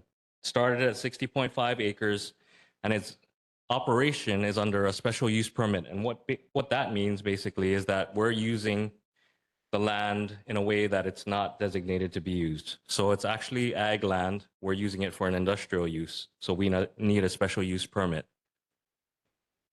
In the time of Waimanalo Gulch's life, we've expanded it a couple times. You see the 26-acre and the 21-acre expansions there. We've also extended the deadline for taking waste at the landfill a couple of times too. But during this process, we also tried to site a new landfill 3 separate times. So once in 2004, once in 2012, and one more recently that I'll talk about a little bit later. In 2008, we did our latest expansion, which that quarterly meeting is supposed to be about, that 92.5 acre expansion. And we had applied back in 2008 when we did the expansion for a modification to the SUP. You can go to the next slide. That was granted in November 2019, 11 years later. And that extension also prompted the conditions which you are familiar with today, which is for us to name a new landfill site by December 31st, 2022, and for us to close Waimanalo Gulch, actually to not take any more waste at Waimanalo Gulch by March 2nd, 2028. We had extended that December 31st, 2022 deadline to name a site in 2024, as you can see, but we had to petition to the Planning Commission, which gave its verdict to the Land Use Commission, the State Land Use Commission, which grants the special use permit. And they determined that we could get that extension to name the site. So this is a photo of what Waimanalo Gulch Sanitary Landfill looked like in 23. So we're working in the back of the landfill. It's about 3/4 of a mile up from the entrance. This is what Waimanalo Gulch Sanitary Landfill looks like now. So this was taken on March 10th. And it shows we did our last liner to the landfill at the very top of it. So we're in the very last portion of Waimanalo Gulch Sanitary Landfill, and we're just going to cap it off. And the life of that is to 2031 right now. So talking about some of the things that we've done lately to try to site a new landfill, one was the Landfill Advisory Committee. In 2020, Act 73 was passed, as many of you know. It required a landfill to be at least a half mile from residences, schools, and hospitals. When we formed the Landfill Advisory Committee, this was the biggest reason for it. We needed to find another site because of this restriction. And we had a consultant on board, HDR, who figured out sites that were of a proper size that could last for a decent amount of time, but also met all the conditions that are required, including Act 73. In the LAC, they recommended the extension to the December 31st, 2022 deadline, which I discussed. They recommended that we evaluate sites outside the no-pass zone because all the sites, the 6 sites that we had considered during the LAC were in the no-pass zone. And they also recommended for us to try to modify or rescind Act 73 in some way so that we could site a landfill not over the no-pass zone. And if you don't know, the no-pass zone is a zone that's designated by the Board of Water Supply to over drinking water. So the no-pass zone designates where the drinking water is, essentially. And so they don't want us to site a landfill over that because it could potentially impact drinking water. The last thing they recommended was to consider eminent domain for the site acquisition, whichever site we ended up naming for the landfill. So after the Landfill Advisory Committee, if you go to the next slide, the mayor actually announced on December 11, 2024, the next site for the landfill. And these are some slides from his presentation. In that presentation, he mentioned that there were only 3 paths to successfully open another landfill. One was safe operation of a landfill over the aquifer, which we were pursuing that Wahiawa site. The second path is to successfully amend Act 73 to reduce buffer zones. And the third was to extend operations at Waimanalo Gulch Sanitary Landfill. So his attempt was to name the Wahiawa site to go down that first path, to safely site a landfill over the aquifer. However, after the December 11th announcement on July 1st, 2025, the Hawaii State Legislature passed Act 255, which prohibited the construction of landfill on Class A agricultural land and inland of the UIC line. The UIC line is a line designated by the state to show whereabouts drinking water may lie, the drinking water aquifer may lie. So it's similar to the no-pass zone, basically restricted us from not put the landfill in Wahiawa.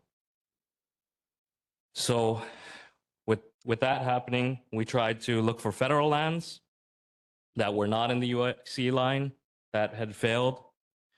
And we tried to modify Act 73, which was not possible. So now we're considering Makaiwa Hills, which is the site next to the landfill, and this is why.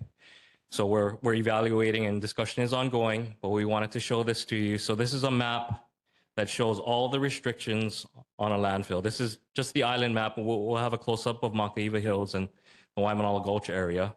But you can see the pink zone is the UIC line designation zone. So that is what Act 255 took out from us. If you go to the next slide. So the next slide will show close-up the Makaiwa Hills and Waimanalo Gulch area. So the Waimanalo Gulch is in yellow. The Makaiwa site has no restrictions on it. This is the only site on Oahu without a restriction currently. Next slide. And that map, we have a similar map on our website now. If you go to our website, honolulu.gov/Opala, there's a new landfill website. We have a map up there that can show you the restrictions so that you can look at them a little closer. This is a photo that was taken very recently from Colina in January from one of the hotels in Colina. And you can see Waimanalo Gulch a little bit on the left side. Makaiva Gulch is on the right side of that. So you can see the greenery to the right of the landfill. That's where Makaiva is. So the next steps for Makaiva Hills, what we're pursuing is a PIM designation, so public information map designation that allows us to use city funds. We designate it as a solid waste site, and we're going to build using city funds. After that, we'll pursue land acquisition, proceed through an environmental impact statement, try to obtain the solid waste permit from DOH, special use permit from the LUC, and design and construct to hopefully open it in 2033. So along the way, the PIM designation and the environmental impact statement portion will have public comment periods. So there'll be hearings and public comment periods where you'll be able to make comments on that. We would also like to try to extend the current deadline on Waimanalo Gulch, the Waimanalo Gulch portion, since we're in the last phase, we need to continue to take waste. We're looking at extending that to 2031 or to when it's full. We're going to petition to the Planning Commission, similar as we did for the naming deadline, and hopefully get a determination from the Land Use Commission. As you notice, the deadline for that landfill, though, is 2031, and we have a couple of years between that deadline and when we're going to open the new landfill. So we're looking at different options on how we're going to fill that gap. Two of them are there, shipping off island and a temporary landfill site. As far as host community benefits, so host community benefits are benefits that the city provides to the host community. And I'm sorry if I'm over time. There were host community benefits for Waimanalo Gulch that were implemented in 2006. They lasted for 3 years to 2008. $3 million was donated by the city to a 10-member committee to donate to nonprofit organizations. There's a list. I have an article that has a list of organizations that money was given to, and there was $3.5 million that was dedicated by the city for city parks construction projects on this side of the island. This was funded by the general fund, so that means that property taxpayers were essentially funding that. So there wasn't a really good sustainable way for that fund to continue. To give you an idea of what the other outer islands are giving for their landfills, so Hawaii and Maui County don't have any host community benefits as far as we know, but Kauai County for their Keakaha landfill gave and continues to give community host benefits there. So about $2.5 million has been given so far by Kauai County for the host community benefits there. And you can see what it was used to support: sports, schools, scholarships, things of that nature. And they actually have a website. It's listed there, keikahahcb.net. You can see all the good things that they're doing with that. So as far as the host community benefits, so we plan to restore the host community benefits when the new landfill is established. And what we would like to do is, instead of funding it with property tax, we would like to put a flat fee, a flat dollar amount or a percentage to the tipping fee. So whoever's using the landfill, it makes sense that they pay for the host community to benefit in some way from the landfill being there. So we hope to do that. And that process can begin as early as during the environmental impact statement process. We'd like to form a committee.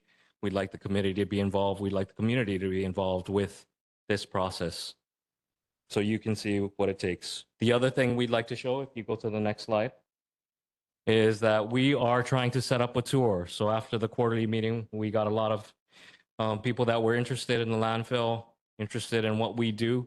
So we're trying to set up a tour. So we're going to get 2 tour buses, 50 people each. we're asking, we're not sure how we're going to set that up yet, but we have identified April 18th, a Saturday, for people in the community to join us to visit H-Power, the landfill, Hawaiian Earth Recycling, which Henry talked about, and RRR Recycling, which takes the blue cart material and segregates that and ships it off island for recycling. So I'm trying to get together a mailing list, and I'm sending announcements. I sent an announcement that we'd be here today. And if you'd like to sign up for that, I have my email on the last slide. And I'll also be taking any questions at this point. Thank you. Thank you. Any questions from the community for the refuse division on Waimanalo Gulch and the special use permit? Please approach the mic, state your name. Aloha, Kalei Saucero. You know when you said the food containers, yeah? Your folks burn them, yeah? The food containers. Okay. It contains PFAS. Okay. You burning them up inside. It's affecting all of us at the 96792 who drives on a Frampton Highway back and forth. But nobody thinks about that. You know, that's a big concern. That's causing kupunas, our children, illness, residents, illness. You know, the best suggestion I can tell you folks right now, you guys going to continue using the Waimanalo Gulch. Give us back something. Because all that opala that goes to you folks making the money, not us. Why not give 50%, 50 cents out of a dollar back to the whole 96792? We the one who living and suffering the consequences. For years, we've been enduring this. And the other concern I have about Waimanalo Gulch, 10 o'clock at night, 11 o'clock at night, I'm coming home from the emergency things, family situation. There's lights up on the mountain, still working. I'm visiting family members at Makakilo. I can see the trucks running. Why are they cutting more and more into our mountains? One day that mountain is going to slide down. And what's going to happen? One day. And they say, oh, we never figured that out. The generation from before our parents fight. I'm here fighting. I don't want to leave that fight for my grandchildren and future generations to come. Because they shoot it. The fight should stop here. So that's my concern. You know, the city got so much stuff on their hands, but they can't even maintain the roads. What more you folks want our community to go through? Let's be realistic. Everything is dumping Waianae, everything. You name it, we got it. Share the aloha. Don't name it, it's Waimanalo Gulch.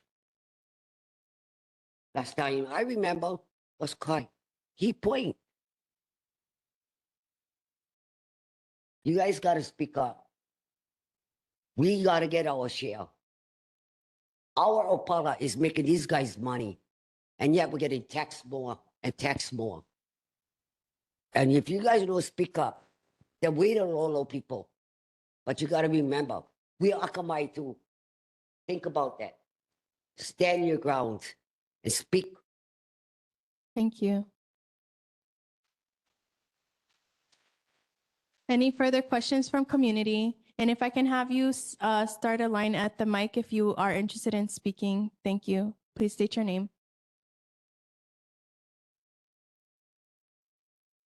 Aloha, Lani Aluchu. So was there any type of process to where you could possibly do smaller landfills in a moku instead of in one ahupua'a? Was there anything that happened that you guys would consider that would be happening? So each moku would be responsible for their own waste. And if that wasn't considered, why not? And then two, Aole to any more dumping on our Aina here. Yes, we have endured, and none of your benefits would benefit the lives of our people. None of it. I don't care what you give us. This is just not pono. So no, I don't care about the benefits that you're going to give back to our people. You're not going to give back the lives of the people that were lost because we've had endure all of this for a very, very long time. So no, Aole, no more already. Like, find somewhere else. And these excuses that I call on why we can't have other places around the island take care of their own waste is fraud. Like, there are places other than Nānākuli that waste can be put. If you knew the early motions of our ancestors, they knew why this place that you have, why Manalo Gulch, which means portable water.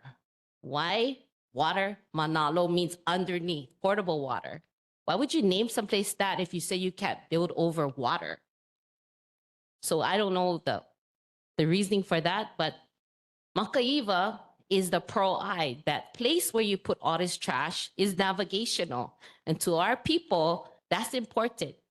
Knowing direction for early Hawaiians is super important. So you put trash in a significant site where navigational was taking place that is so prominent to our people. So where's the cultural component and how you guys make decisions on where you put these dumps? When I was a teacher at Kavaihona, I would always take my students to visit this landfill. And what they would do there is those haumana would educate the people at the landfill about this place that they're putting opala in.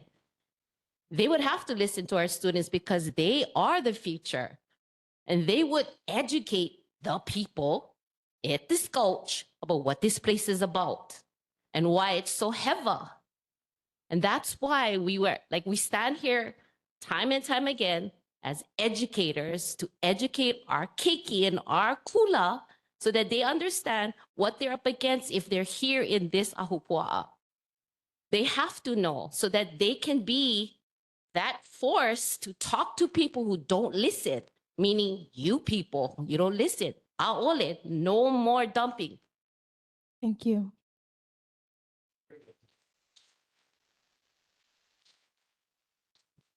Any questions from community in the room? Johnny May online. Thank you, Chair Johnny May Perry. Josh, thank you so much for your timeline of what occurred. It's everybody's responsibility to reduce trash, and it's the city that's doing its best to find the best solution. Makaivi Hills have been talked about decades and decades ago. I'm in support because the other site was Waianae Valley and not Waianae Valley. Waimanalo Gulch is not even Nānākuli, it's in Kapolei. What would be interested, what's going through the legislature, and it has to do with the landfill, House Bill 2423, Senate Bill 2485 SD1. Now the state is forming this group with the Senate Bill 2485, and that group will be reporting to the governor if it passes. So now we have the city LAC, and now we got this new creation.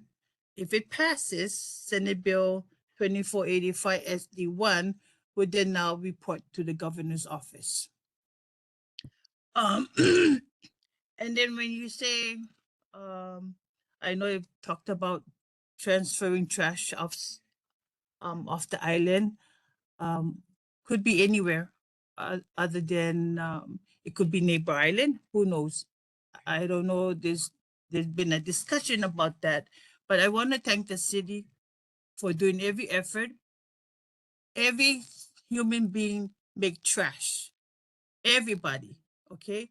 So the city is doing their best that they can for all the waste we add to this AINA. So Josh, thank you for the timeline, and I'm in support of the extension. It's the perfect spot. I don't hear Colina's residents hollering about this. It's always Nānākuli or YNI, but it's not in Nānākuli. It's not in 96792. It's in Kapolei. So Josh, again, thank you for all your efforts and joining us tonight. Next online, Angela. Aloha. Mahalo, Josh. I don't envy your job. And I appreciate all the hard work that is going into exploring the best option. I don't think that this is the best option. I agree with my friend Lonnie that there should be no more discussion around putting a landfill in Nānākuli or Waianae. You mentioned that one of the parameters was around building over freshwater. So is there a comparison being made between our ocean water and freshwater? Because the Waimanalo Gulch is 2 miles from our beautiful ocean waters. And if you noticed, the runoff was about 2 miles out. So our keiki cannot swim. Our families cannot swim. They should not be swimming in those waters. And so I think if you're going to make a determination based on fresh water, that we also have to seriously consider ocean water, because there is one or the other is not more important. They are equally important to our ecosystems and to the health of both our environment and our communities, our people that live out here. So I would say and ask that reconsideration be made, and that when you are looking at a place, it has to consider where it's running off to. And so I just wanted to share that that's one of my most important points. And I also want to know, what is the cost and impact to community in terms of long-term health, environmental, and or community health? I know that the community host benefits as in scholarships, 3.3 million, 2.5 million. While that sounds amazing, does not compare to the many members of our community that suffer from cancer. And I don't know if there is direct correlation, but there is a high percentage of our community that suffers from cancer, specifically in the Lualua neighborhoods. And so I think that that is a serious consideration. And I didn't hear about those dollar amounts either. I look forward to the next couple of meetings and providing feedback to, I hope, provide some better alternative. Thank you. Big Dog. Oh, I'm sorry. We have one in person. Please approach the mic. Hello, my name is Austin Salcedo, West Side, born, raised, school, still live here, retiring.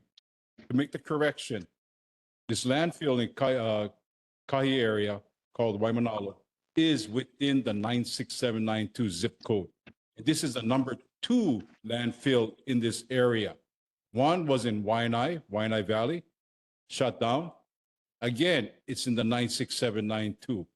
So all have to stand tall, be firm, unite with each other. Enough is enough. Aole, our Aina already. Pilau, enough. We are not making any benefits to our area. Our infrastructure is very poor. Our waters is the best coastline, supposedly. But the runoffs, this type of runoffs that we've been having, Aole, Pilau, enough is enough. For all those on the rest of the islands are NIMBYs. But expect the 96792 to be the YIMBY. Yes, in our backyard. Aole. Nah, that's all I have. But again, correction is 96792. Second time. That's all. Please approach the mic, state your name. Aloha, Pikachu. Shelby, I've been representing Kinwall Islands and Ohana Unity Party. So we've been this before, Josh. So I want to be positive with this. We do have a meeting, right? We can do on a tour, April 17th, still going on, up to 60 people. So we can tour all of the facilities. I think it's about an 8-hour-ish tour to tour about 5 things, if we can do it. Yes? If possible. Right, so it's available so we can see how to do it. Now, we've already talked about the Singaporean models, because if you've seen my Facebook, everything on Keikukalani, we were there at Nānākuli Beach across, and there was a lot of issues that going down. So to be honest with all of you, we still got a problem on Pa'akea Road. I'm gonna speak for Uncle Kimo, everyone, Powerhouse Church, by the Pink Store. It's still knee-high deep in kukai water. It's festering there. It's been 4 to 5 days. We reached out to Darius Keeler, Samantha the Court, Chris Morocco. What happened, honestly, is that the city and county came and they left. So Jody Carolina had to call Brian Carolina, film industry, to pump out the stuff. So this is a refused sewage issue. It's a combination with DOT, state, city, and county. They cannot pump it out regular. There's nowhere to go, so they have to have a separate container. City and county came back second time, pumped out one and left. It's still there knee-high deep in kukai water. It's toxic, it's festering. You can't have open cuts. I had surgery recently. I can't be in the water. You have to have the full hazmat suits. So we need all of you guys' help, even though we're talking about the dump. If you can't handle right now in Pa'akea Road, how the hell are you going to handle the dump? We got to be straight up and honest, and that's why we're all here together. I talked to all the big dogs outside in the parking lot, but now you guys are here, we're all on the public record. We have to figure out how we're going to do this together as a community. Ayo, aloha. Thank you very much. Thank you. Okay, we have one more question online. That will be our last community question, Big Dog, and then we're going to move on to community board members. Thank you. Hi, unfortunately, I have to follow Pikachu. Josh, never met you in person, but I am a seasoned construction professional for over 40 years. I know firsthand, anytime there's a landfill situation going on, all the environmental impacts and all the environmental controls that you folks keep in place. I get it as a reasonable professional. You folks have to find the best place that works for you. With this local community, they have issues because of impacts, but as far as I'm concerned, and I also support the motorcycle community, we stand behind you, Josh. You have nowhere else to put the rubbish. You have to do what you have to do, and hopefully everybody sees what you gotta. Just keep doing the good job, man. Thank you. Okay, moving on to board. Any questions from the board for the refuse division? Board Member Myers. Board Member Tector. I just have a really fast one. I just wanted to point out that when you were going through your presentation, I noticed that you brought up about Kekaha. You know, Kekaha is a Native Hawaiian community. And so it's really, Native Hawaiians have been getting the brunt end of landfills because the state had created a legislative act, right? A law in order to stop the one in Wahiawa. So I saw that on your presentation as well. So I'm just really concerned that the state gets involved when they want to push it out of certain communities, but they have no problem keeping it near Native Hawaiian populations. So just wanted to, but I appreciate that Mayor Blangiardi had stated that he would not put it back into our community, but just that his administration will be leaving office, in 2 years, and this problem will still be around. So mahalo. Board Member Tector. Yeah. Aloha, thank you for your report. It's actually more extensive. I appreciate it. And the Nānākuli PTSA in 2006 was a recipient of that benefits package. And yeah, not enough money would go around for the impact that we have to go through. However, the other islands deal with different issues. Kilkaha, they have to go and take their own trash. It's not picked up, even though it's in Hawaiian community. And Maui, yeah, it's another disaster, but different issues. That benefits package, we were able to send students to New York for the business class. The Japanese class went to Japan. We did use it wisely, and the students actually, if you haven't, we have the report, wrote to your organization, sent pictures, so you guys should have a full report from our organization. And yeah, to have to put that back on your table so that they understand the impact that we have to deal with passing that, the traffic. And yeah, it is in our district because we did the mapping. We're not complaining about the challenges that we have to deal with, but we share that big responsibility in the trash, but we're residential. And the business world has to consider what they're giving pennies on end, being it's a tipping. So the question would be, when do you start your meetings? And when can we be notified to attend, to be part of that scenario in making sure that we're the voice for this?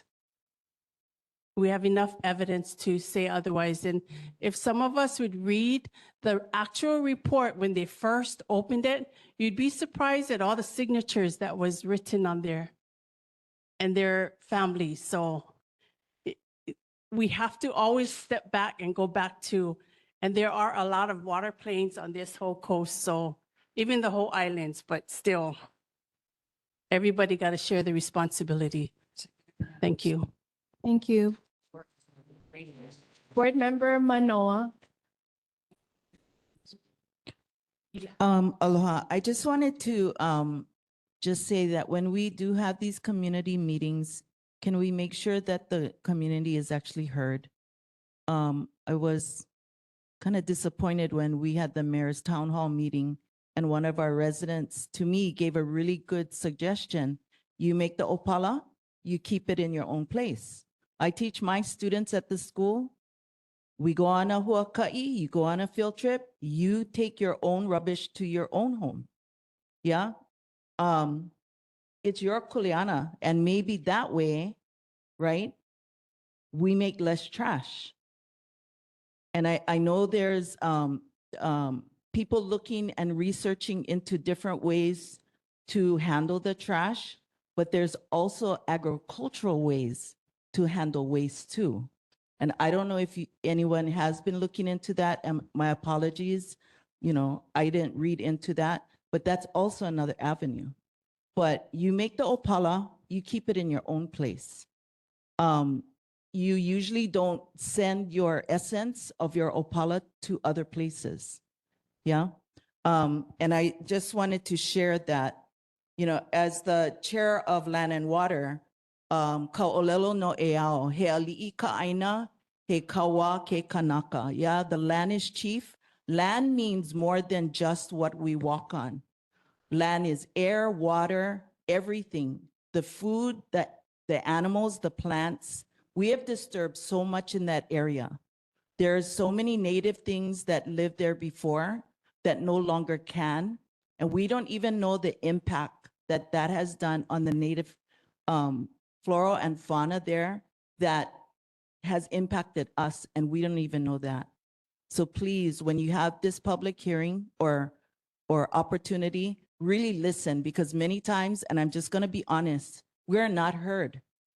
It's like, let's give them the time to talk, and then when pow, we're gonna leave, and then again, change the rules all the time, right? Every time change the rules. I don't like people who go to a game, we state the rules, and if they're losing, they change the rules. Yeah, all the time. Kalamai, just being straight. Mahalo. Mahalo. I would like to work with the refuse division, with our neighborhood board specifically in advocating that the resources be reconsidered to start now, not when the new landfill is established, especially being that the new landfill that you're proposing is also here. And so why the pushback? Why not start right now? And so if we can get that moving as soon as possible, please invite our board to be available to participate. Additionally, the name that you guys placed on there, my question is why Makaiva Hills and not Waimanalo Gulch as it currently is? Because it's the same. I know when it went into vote, the community was confused at Waimanalo Gulch and the name when it was first established because Waimanalo is not here. It's on the other side of the island. And so when there's confusion in the names, right? So having a new name to the site thinking, oh, it's in a new place. It's not in a new place. It's in the same place, just right next door. So I think, can you be transparent with the community in how you're choosing these names and why you're changing it so that it don't put a mask on it.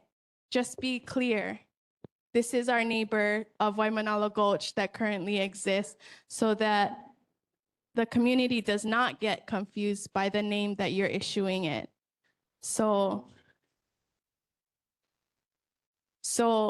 Waimanalo Gulch sanitary landfill, maybe not so sanitary with the amount of stuff that's flowing into the ocean and what's going into the land.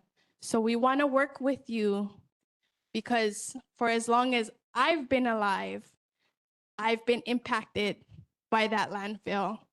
My parents, my grandparents have fought about this landfill and have asked for this landfill to close. And there has been no solution.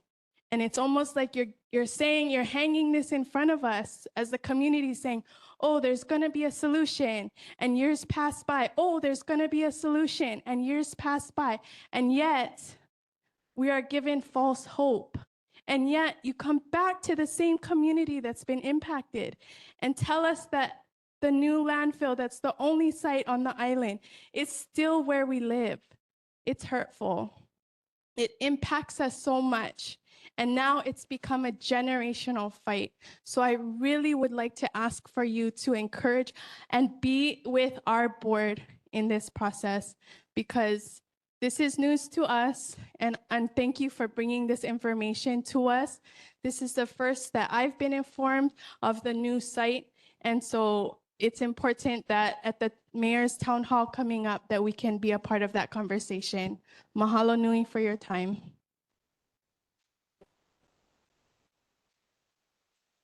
Board member Ayo.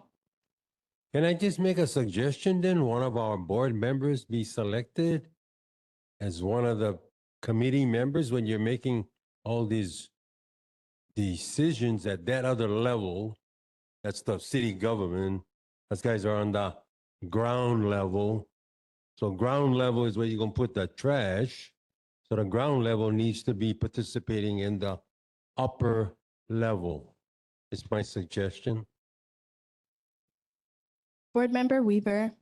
Thank you, because I know sometimes you got to have those bold conversations in front of people. And, but this is our yard. We grew up here. My question is there a plan not to extend the Waimanalo Gulch? Is there a plan not to build? Like, it sounds like we're extending, it doesn't matter, it's going to extend. And looking at sites, which is basically the site, is there a plan not to extend here?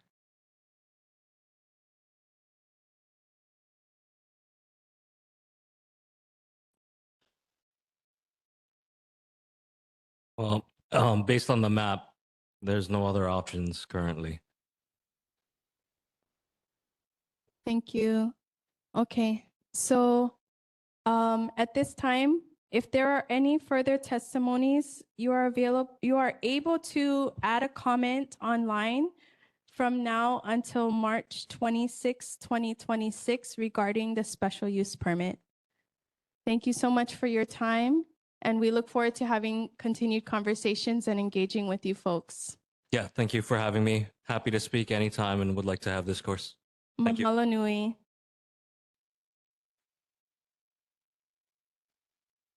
Okay, so due to time, we are gonna move along in our agenda to resident and community concerns. And the state and city official monthly reports coming up on our agenda. We will not be taking any questions during that time, so we can move forward on our agenda. If our state and city officials are joining us in person or online, you're welcome to stay to give your presentation of 3 minutes. Please approach the mic, state your name for community concerns. Aloha. Let me just pull this up. My name is Ramona Oliveira. First of all, I want to give all glory to Akua for the opportunity to share. I live in the Hawaiian homestead of Nānākuli-Māʻili subdivision, the first increment of Hawaiian homes in the leeward side of Oahu. I was here in 2022, and some of you can remember, in adamant opposition in the name change from Pili'okahi to Pili'okahe. We were sure that we have put this to ground. We believed, we followed the rules during what was expected of us as civil, law-abiding citizens to make sure we crossed every T and dotted every I. In the system, the rule makers said we had to follow. We did this all while the DOT moved at night and changed the highway sign without warning, without notice, without talking to residents. And now they are doing it online. We have kupuna that are not kept updated by social media, but this is the formation that the DOT chooses to use to uproot our lives. Outsiders who do not live on our block, that includes Pili'okahi Avenue, want to come in and change the way we have lived our lives for 70 years. In the 1960s, the Hawaii government wanted to move our entire block across the street of Farrington Highway. They wanted to develop our homes to a ko'olina. It was the ko'olina development, like they did in Waimanalo. We couldn't have access to the beach. But the Hawaiians who were here, our kupuna, didn't allow it. And because we are offshoots of that strong old Hawaiians, we push back just as hard. You will be met with resistance. For everyone on the outside, even the native Hawaiians, they see it as only changing one I to an E. Some of them don't even know why. All they hear is it was likely or supposedly a mistake, and it was supposed to be that way. For us, it erases 70 years of our history. My family understands what is in a name, the kaona of hidden meaning in a name. If Pili'okahi was wrong, they would have at least told us why. And we knew, and they would have made sure we understood why it was wrong. But not one mention of this erroneous name, erroneous according to the District 1 Rep Tupuola, from our kupuna, never said this. Yet these English second language speaking people who are no longer with us, these are the people that the DOE is trying to erase from our existence, from our history, because it possibly may be a mistake. Thank you for your time. Thank you. Any further resident community concerns? Oh, yes. Hello, my kako, Madam Chair and fellow board members. My name is Kavena Holu, and I am a lifelong resident of Pili'okahi Avenue in the Nani Kapono Homestead subdivision, the first increment of Hawaiian homelands here in Nānākuli. I have lived here for 44 years. 4 years ago, the Department of Transportation attempted to change our street name from Piliokahi to Piliokahe. My neighbors and I attended every meeting from 2022 through early 2023 regarding this issue. At those meetings, we were repeatedly told that no agenda item would be introduced about the name change. Yet, information continued to appear under Act 179. During this entire time, no one from the department has come to our street or directly consulted the residents most affected. This is a multi-generational community with families whose roots go back over 70 years under the name Piliokahi Avenue. Just to add to that, this year marks 96 years that subdivision has been in existence, the first subdivision of Hawaiian homelands on the west side. In August of 2022, we learned that a student project had been completed regarding a possible name change, but those students never spoke with the residents. On February 21st, 2023, this neighborhood board voted to oppose the change with 7 members in favor of opposition and 1 against. It was also stated that the Department of Hawaiian Homelands would not support the change and that DOT does not have jurisdiction over a city and county road. Despite this, in December 2022, the street sign was changed in the middle of the night without residents' knowledge. And it was December 23rd, 2022. We continue to see actions being taken based on what is described as possible or likely accuracy. With all due respect, that is not enough just to justify changing a name that represents our history, identity, and community. For these reasons, we respectfully ask that this Act 179 matter be put to rest and not brought forward again regarding Piliokahi Avenue. This was going on because of Andrea Tupola posting a reel. On her reel, Piliokahi is crossed out. Above that says 87-100. 87 starts at Ewan's. We're 89. 1 fact wrong. She made a post about meaning in a name. What DOT is going off of is what I used 4 years ago with the story of Kane and Kanaloa. So they have not done their due diligence to research facts. So I want to put this testimony out there to get it back on the agenda so that we don't get side-blinded one more time 4 years later. Mahalo. Mahalo. State your name, please. Aloha, my name is James Masumuro.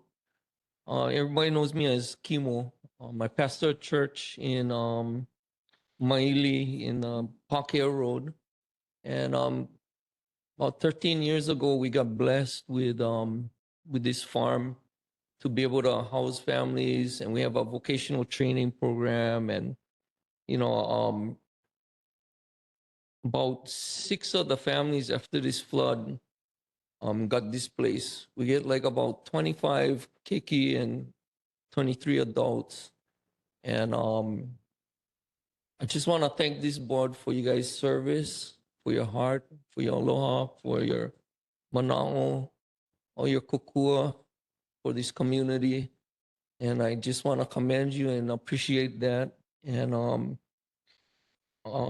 we need help. You know, we lost a lot of, some families got flooded out. And from my understanding, this just been an ongoing problem. And I don't know what the solution is. I know I only get like probably 20 seconds left. But if I can just pull it one more time. And Father, I just thank you for your presence here and your blessing over this board and over our community, Lord. Father, I just ask, God, that you anoint and that you empower this board and our community to make things pono, God, not only with you, but with the land and the people and the families and all the ohana, Lord, that our community would be blessed of you. Father, anoint these leaders to open doors that no man can open, Father. Anoint them to close the doors that no man can shut, Father. For the Opala situation and for everything, God. We just look to you, and I ask for favor for this board and your goodness to flow over their families, over their children, over everything in their lives, Lord, and that they can make good decisions. And Father, help us to have a voice. Bless them. I thank you for the voice they have, Lord. Bless that voice, God, to open these doors that cannot be opened and shut these doors that cannot be shut. In Jesus' name we pray. Amen. Amen. I come in agreement. Okay, I know. Thank you very much. Please state your name. My name is Tala. Again, I just want to take a shout out to Samantha Ticor for concern always calling us, doing this flooding, donating a roll off, for all our demo in our place. But the thing is this, we're talking about water here. We're talking about opalas and stuff like that. I respect our Navy. I like our Navy, but they gotta have respect for us too. In this problem, I went home and I see the city there taking picture and they pumping. I said, don't pump the water, that place where it all gonna come back. The same place where, on the Navy side, they pumping all the water there, and always gonna come back. But the thing is this, I suggest that, I don't know if this have to go, like what happened to Red Hill, because it's a concern, it's hazardous. We're talking about house damage, car, salvage, everything that people possess there. Our septic tank is getting, all our septic tank is getting destroyed. All those water is coming out and it's all full. Our septic tank is full right now and the water is going down for drinking water. So we need to treat this problem like, the spill gas, that happened with the Navy in Red Hill. So how we can get this up there with Geo, Tokura, or, this is really neat because, the next one is going to be more chaos than this. Taking picture there is not going to solve the problem. Filling up with city, people right now, which they're doing a good job, is not going to solve the problem. The problem is already happened. And it's going to happen again. I'm telling you guys that. So help us, help us to get this up there, so this problem can solve. Thank you very much. Thank you. Good job, brother. It is going to happen. Pikachu Shelby Billionaire, I'm back again. So to talk about emphasizing what Uncle Kimo mentioned is that it's still knee-high deep water in Kukai infested water since 4 to 5 days. When you saw my Facebook under KQLN, I got that footage from Sabrina Grace and Jody K. Alana, but that was a day before, like on Friday. So on Saturday, imagine that water raising 4 to 5 feet. So stuff is still there now as we're speaking. It's going to be toxic. So you need hazmat suits. You're going to be professional gear. You better call Darius, DOT, Ed Sniffen. We got Board of Water Supply, Kathleen. I love her and Ernie Lau. But we're going to have to use all hands on deck because it's going to happen like Uncle just said. The storm is coming again. I need an old school map. Show me the drains mountain to the sea and you start digging ditches, clearing the roads and do it old school. Like, I don't know what you guys need to do. You got to clean the drains because the pink store, the insurance, it's rotting. It's rotting in Kukai, mold, mildew, insurance, it's really infested. And our house is out of wood and it's been there. So I don't know what we can do, but we're gonna need all your guys' help to support this. And with my last minute, I must say, I do not approve of the war with Donald Trump and all those guys. That's why I say you must be supercalifragilisticexpialidocious. We know it's the pedophile. That's what obnoxious and precocious. That's what I have to say all this time with Barry Poppins. And that's why Pikachu say supercalifragilisticexpialidocious. Boom. Thank you. Thank you. Please state your name. Aloha, Kanai Holu Fuata. Mahalo for allowing me time. I just wanted to speak on behalf of the Pili Okahi Avenue and reaching out to the board and also the community, whoever's here listening, to please support us. I have brought my parents here tonight. My mom has lived on Pili Okahi Avenue since she was 7 years old. And so to change the I to an E, it's back in the day, we pull from our kupuna, right? We say that we draw from our kupuna. And so if that was the name then, but today we say that it is not the I and it is the E, then what are we saying to our kupuna? So I humbly ask for all of you to please support us. The way this rule was put out on social media, even if Andrea Tupola is with the city council and it's the DOT, when you have a platform like that, there's intention. And so you never want to do something with the wrong intention. And so I humbly ask for your support to help us to not allow them to change the name, because that would be erasing me and my mom and my dad and my entire ohana. And so there's only four families on that block: the Holus, the Candelarios, the Juries, and the Kamealohas.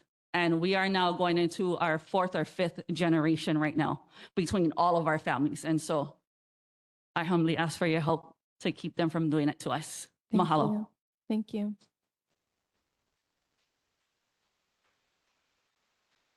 Aloha, my name is Masina Wand, and me, my husband, and my son is part of the families that got flooded out on Pa'akea Road. I got a call from my husband Friday to come home because our house was flooding. So when I was driving home on Pa'akea, the water was like this high to the window. And when I parked in front of Pink Mickey Lua store and got out, it was like high up to my thighs. So when I walked to the house and I opened up the door, I was like, oh my God.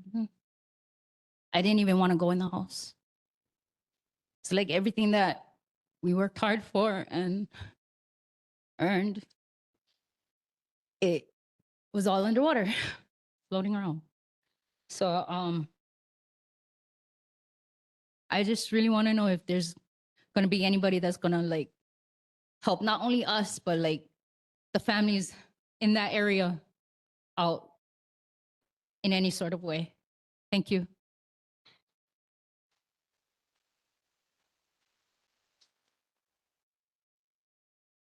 Aloha, my name is Kanani Akakafalau. I'm here in support for our ohana that live on Piliukahi Avenue to not change the name to Piliukahe. They mentioned about the post that Andrea had.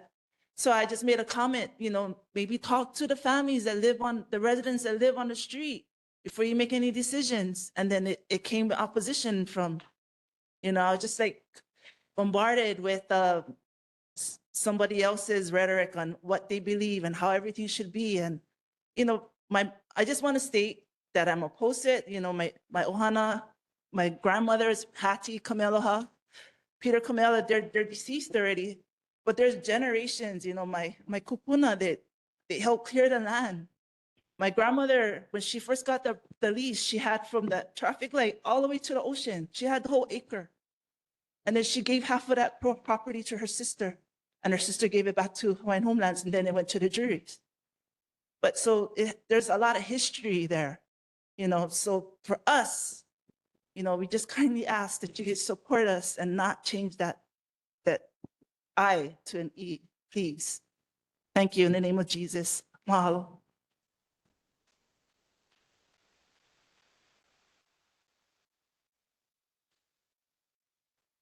Good evening, board.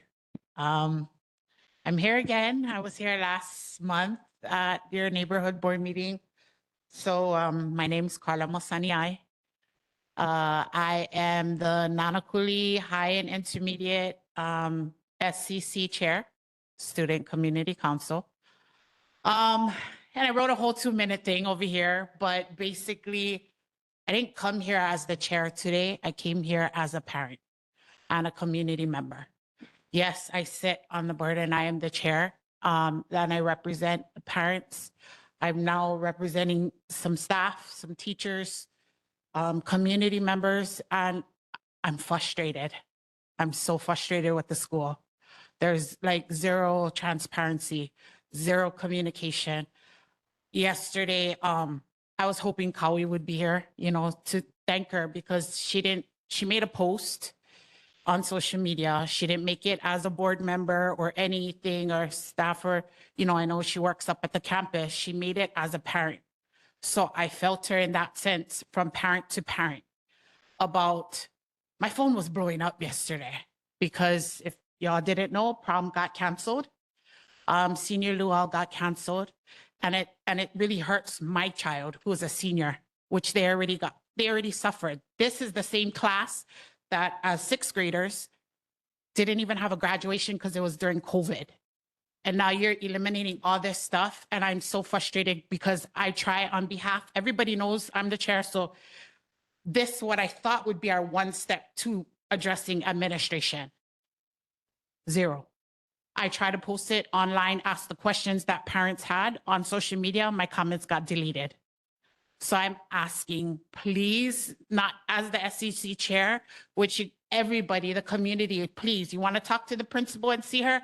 Please come to our SEC meetings. It's the last Tuesday of every month at 5:30 up at the school to address your concerns. But I just please ask the board, can we have maybe like Val, I know Val does the Board of Education neighborhood, if we could at least have the school administration do updates maybe once a month. So like people like us, like I'm trying on the SEC, and maybe they can address concerns that parents can't even get through. So just as a suggestion that maybe we can hold administration accountable. Thank you.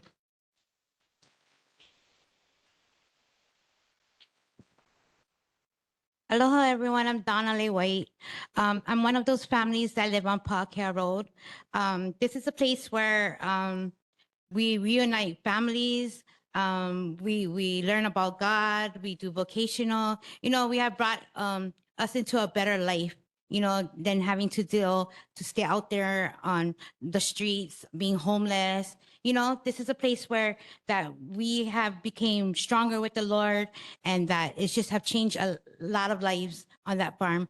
We need to do something about that water because now that the families we're not able to be over there because there's dead animals, there's human waste, there's like a whole different things on the land, on the farm that is not good for our kids. We have kids on that farm.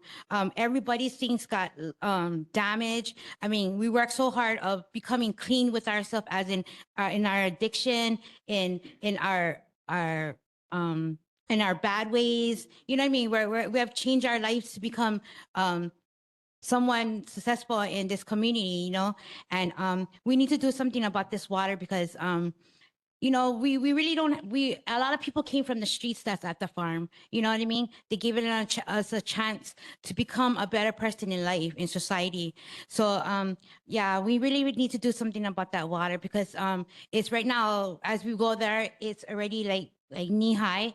This past storm was 75%. On the news, it says it's going to be 95% that's coming up. So you can imagine that damage is going to be damaged. Our car, half of the car is all wasted, and we worked really hard to get what we got today. So yeah, I just wanted to say, push that issue, please, because the flood is just really crazy. Thank you.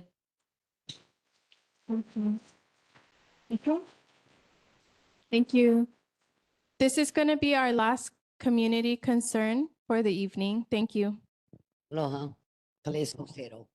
You know, just by listening and hearing this story at Parkdale and the Nānākuli of the name changing, Nānākuli of the name changing, that was unethical behavior what they did in the middle of the night, changing it. So they're not thinking what is the, you know, what's going to happen. You got those homeowners that has mortgages under their previous name. They're going to have to change all those paperwork. The driver's license, they got to change them. Hello? What earth she lives on? You know, I live on Oahu. You know, so that's one of the things you guys need to continue. And in Parkdale Road, it's not the first time. It's been going on for years from our previous legislatures. But a councilwoman, District 1, supposed to be there. She does the calls. You get the Navy, you get the state, you get private owners. You folks need to gather that who's been affected. See you, councilwoman. Who's going to compensate you folks? You guys need to stand up because we always stand up. We only can stand up so much. But as one, you stand up and you're going to act. This is an emergency proclamation. This was a natural disaster. But no one would answer to it. We had our legislature answer to it. We had other people answer to it. But it could have been faster answered. Because now, they're still suffering the consequences. Where's the answers? Stand up. Hold those owners, landowners accountable. Talk to your governor. Talk to your city council. Who's going to compensate you folks? The same way I fight for my kupunas. You guys got to do it. Get your kupunas together. Your videos. Share it. Blast on media. That's the only way you can get the attention of the 96792. But mahalo. Mahalo. Mahalo. We really appreciate everyone coming in person to give their testimony. If you were not able to give your testimony orally, you are welcome to fill out a form with your written testimony, submit it to our NCO staff, Jeff, here, and he can log it in that you were present and you did want to give a testimony. So, Chair, can I quickly say something? Just so that everyone knows, each of you that expressed your concern, it's DHHL process. They did not get approval. And even though they did the name change, there are street names that they didn't even put on Maʻili. And everybody knows that name has no street. But the point is just to share, we will take care of what just happened irregardless and find out who did it. thank you. Thank you. Thank you. So I'm going to take our agenda out of order and respect the time of those who have come in person to report from our state and city official monthly reports. So first on our agenda, we have State Senator Samantha Decourt in person.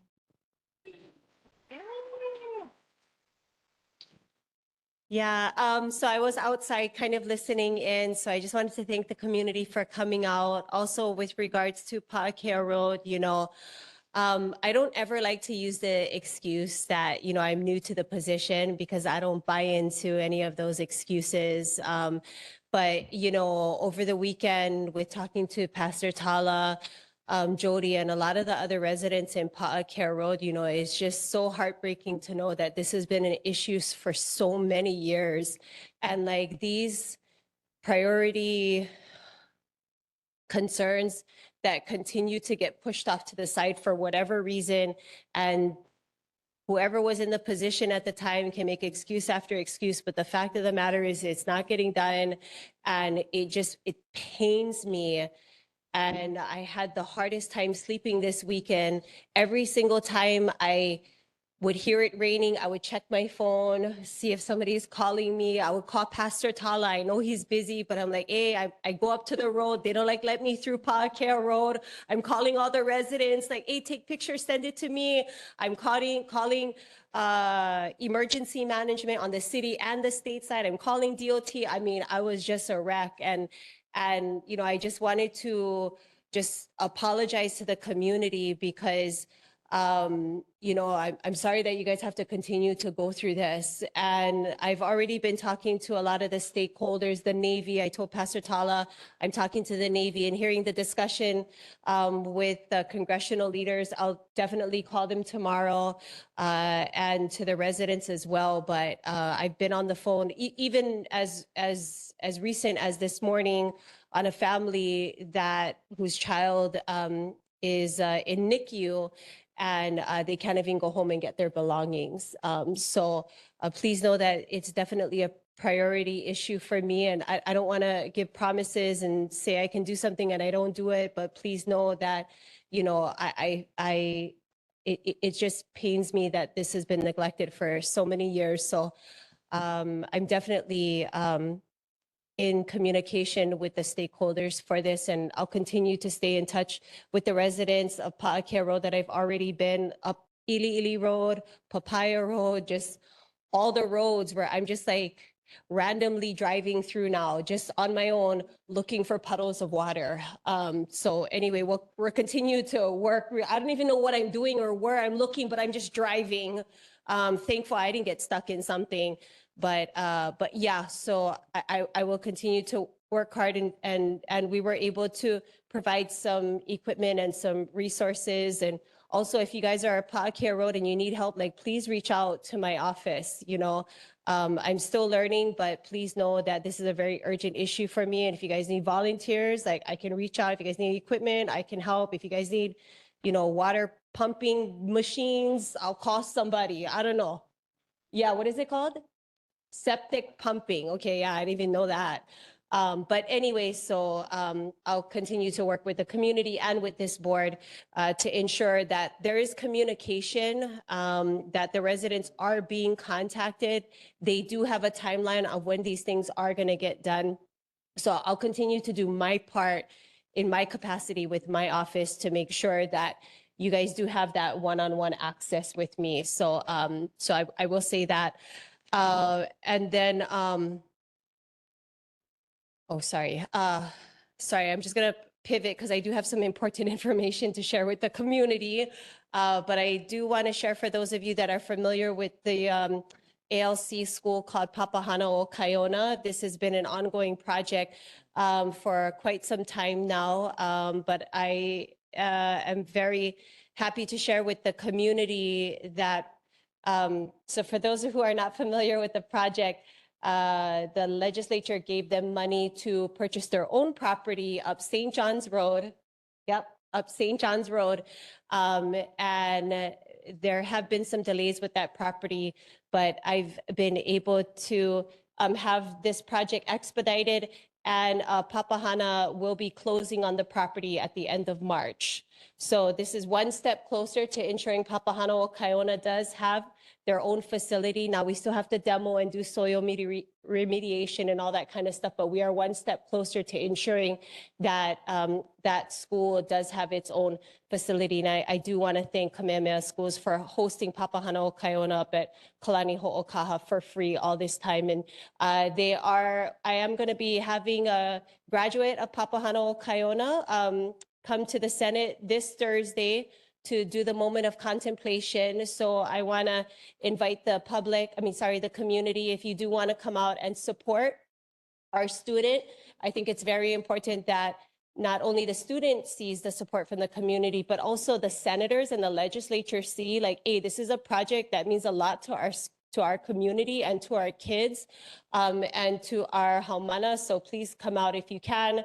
She's going to be sharing the moment of contemplation. There's going to be a current and past students from Papahana'o-Kaiona, as well as Waianae Comp and Kamehameha Schools and DOE is all going to be out there. So I think that this is a good opportunity to continue to get Waianae in the front. Also, next week, the 25th, I'm going to be, yep, sorry, can I just, one more, okay, 20 seconds I needed. Okay, so the 25th, I'm gonna be doing a floor presentation on the Senate, and we're gonna be honoring the boxing gyms in 96792, HR Boxing, West Side Striking, Needle Boxing, and we're gonna be recognizing Pops, Fred Pops Pereira, and we're gonna be giving him his own designated Pops Pereira Day, which is April 12th, which is his birthday. The boxing world has been positively impacted by the 96792, and we've been able to produce not just like champions, Golden Glove champs, Olympic champs. You know, we have two of the #1 winningest gyms in the nation in the 96792. So it's very appropriate that the legislature recognize that, we honor that, and we want to let the state know that we have not just champions out of here, we have leaders, we have these boxing gyms that are producing good fathers, and thank you very much. I want to invite everybody out. 25th, I'll send the information out to everybody. Mahalo, thank you. Thank you. Next present in the room for state and city official month reports is Kathleen Pahinui with Board of Water Supply.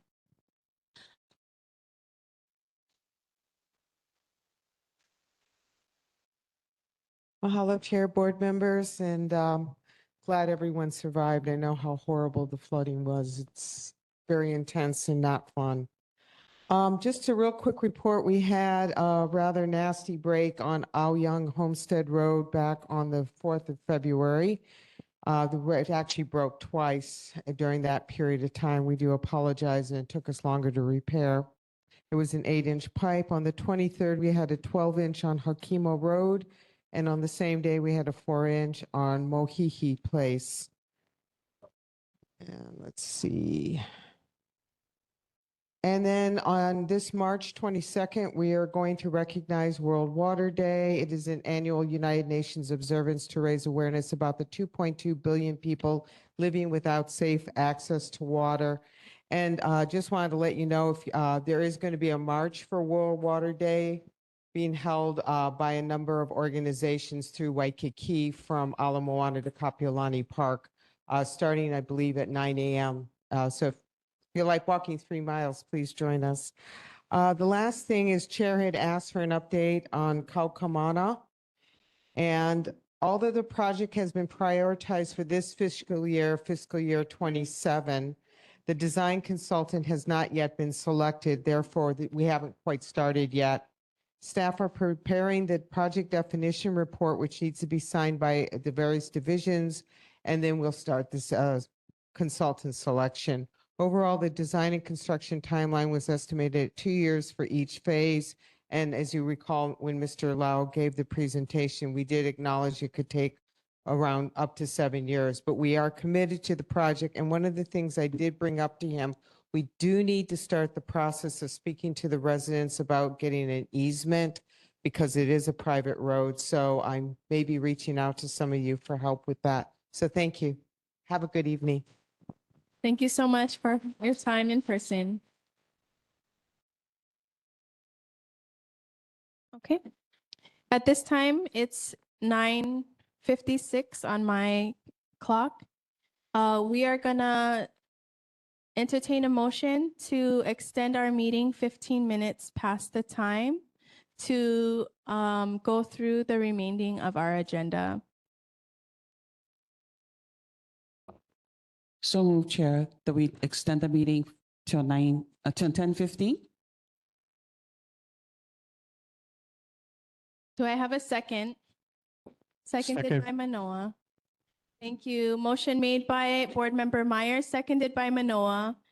I will do a voice vote. If I can have the room quiet, all those in favor say aye. Aye. Any opposed, say nay. Any abstentions? Thank you. Motion carries. We will move the meeting to end at 10:15. Okay, online we have Darius, Representative Darius Kila. Thank you, board. Hello, everybody. For the sake of time, excuse me. I know this weekend was a long weekend for everybody, and I appreciate your folks' patience. I really want to thank the teams at the city, the state, Hawaii Electric for doing the best that they possibly could. And I will tell you, at the first assessment, when the state pump trucks were on site, it was worse than they anticipated. So they were unfortunately not able to accomplish as much as they intended. DFM and the state went back today and they've accomplished largely the big parts of Pa'akea. The city did go into Ely Road, so I want to acknowledge that. As you folks know, until we get to the point and position of Pa'akea having the infrastructure upgrades that is needed, that's the position we're at. But I am happy to share that as the budget is preparing to cross over to the Senate tomorrow, the monies that are needed to accomplish that is in the budget. But I also don't want to set an expectation that is not accomplishable. It's not the silver bullet. The sewage will be and drainage is largely for Pa'akea. I can't speak to the inner roads as those roads are all private residential roads. And the part of legislation in this House, we crossed over 34 pieces of legislation at the House Transportation Committee. I have several different bills that are moving that I believe will help make our roads just that much more safer. The Senate crossed over 26 transportation bills. We had our first Senate committee hearing today.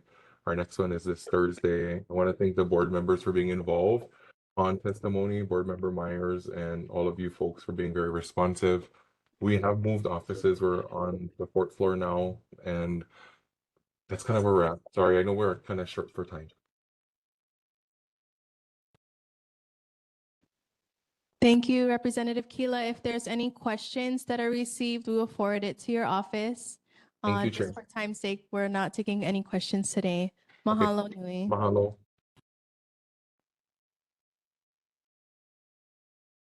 At this time, are there any other state or city officials who are online?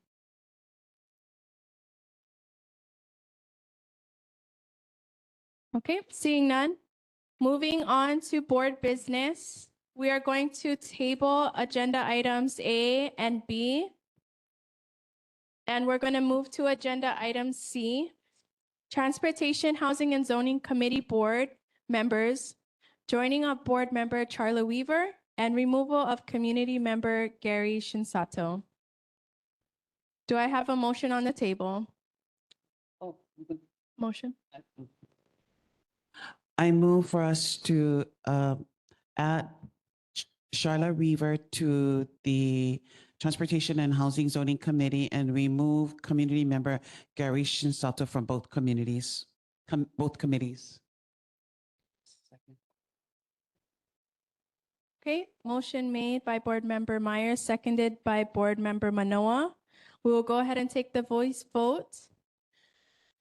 All those in favor say aye. All those opposed say nay. Any abstentions?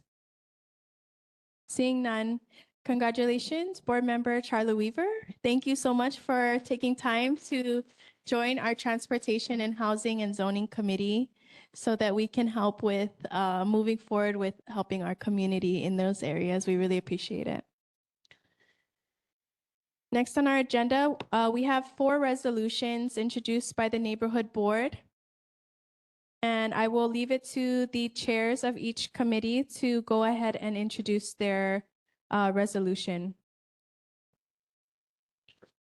Chair, the Housing Zoning Committee had full and free discussions at our March 5th meeting.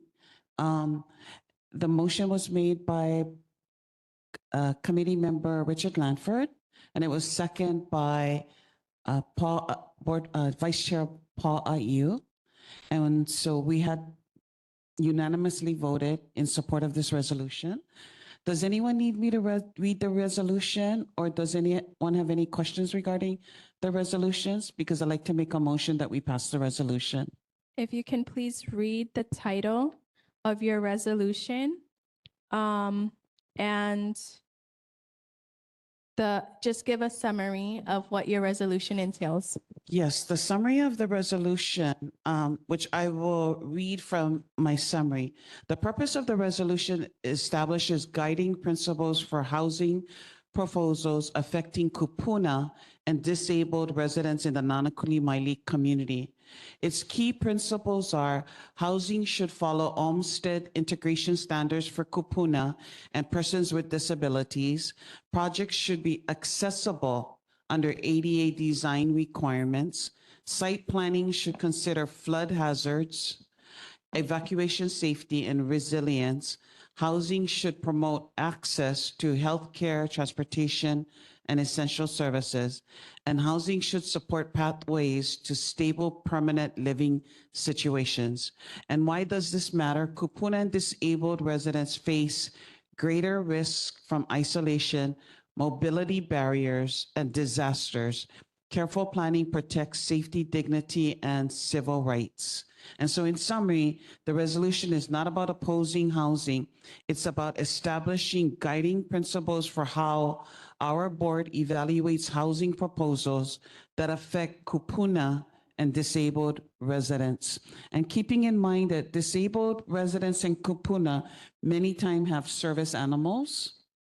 And so that's another factor for the housing quality that we would like to have for kupuna and disabled community members. Mahalo, Chair. Mahalo for the summary on a resolution supporting Olmsted Aligned ADA compliant, resilient, and empowered focused housing for kupuna and disabled community members. This resolution is available on the Google Share Drive for all community to be able to review and provide testimony in follow-up.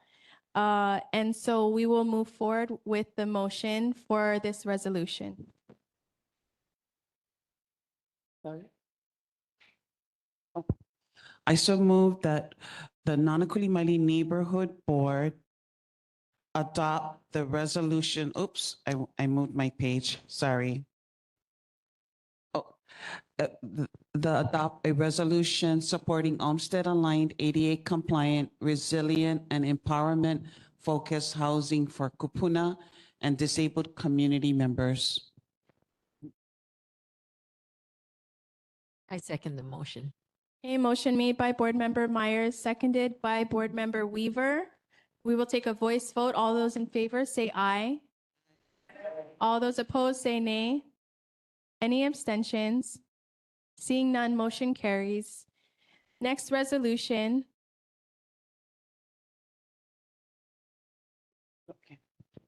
Mahalo, Chair. If you can turn to the next resolution in the packet regarding SB Senate Bill 2423 and House Bill 1734 relating to residential lot size and subdivision regulations. This is something that everyone received a letter from Tommy Waters, Chair Tommy Waters, and there is valid and legitimate concerns. And so I want to highlight the first three, and I think you'll get the gist of it. Whereas the state of Hawaii continues to experience a severe housing affordability crisis and increasing housing opportunities for local residents and families is an important statewide priority, keeping in mind local residents and families. These two bills propose to prohibit counties from imposing certain minimum lot size and subdivision requirements within areas designated as urban district by the State Land Use Commission pursuant to HRS Chapter 205. And whereas while the Waianae Coast is often characterized as having a rural character, portions of the coastal communities, including areas within Nānākuli-Māʻili, Waianae Town, portions of Lu'ulule, and parts of Makaha are legally designated as urban district and may therefore be directly affected by the provisions of this measure. And so I just want to go down and highlight that what this measure is actually doing is addressing overpopulation, the potential for overdevelopment along the Waianae Coast without sufficient infrastructure. And so we have to keep in mind the infrastructure that needs to be in place before such a bill should be supported is infrastructure that the city would need: HFD, HPD, EMS, sewer, electrical, water, landfills, schools. We are a cul-de-sac Farrington Highway community. Therefore, we need second access to get to and from safely along Farrington Highway, which is along the ocean, which has vulnerability to sea level rise. So I'd like to make a motion that the Nānākuli-Māʻili Neighborhood Board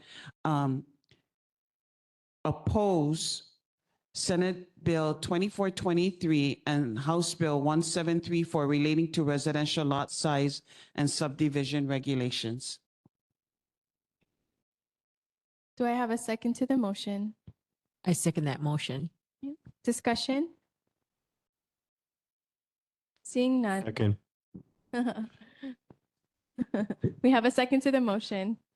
Thank you. Okay, so we're going to move forward with the vote for a resolution that the Nānākuli-Māʻili Neighborhood Board opposes SB 2423 and companion HB 1734, which prohibits the counties from imposing certain lot requirements on lots zoned for housing.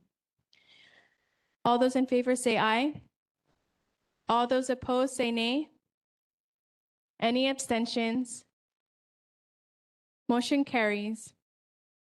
Moving on to the next resolution.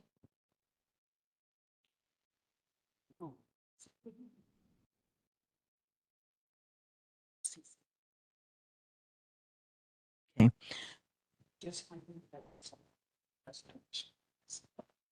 So then the next one is a resolution requesting requesting governance, clearance, and compliance measures for 2026-27 Nānākuli High School School Community Council. I'm going to ask Jermaine to give a summary about this because she she developed this resolution very well in regards to concerns that we have at the high school. Thank you, Jermaine.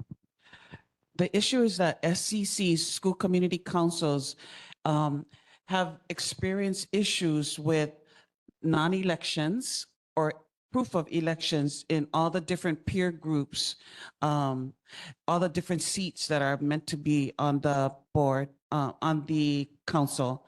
In addition to that, there's confusion and no clarity about the principal's involvement in running the meeting. And so also the handbook is not made available to the community or to, until we brought it up. Now I see it on the website. And then, so all of these issues, is too late in the school year to actually turn the current school community council in compliance because it's almost the end of the school year.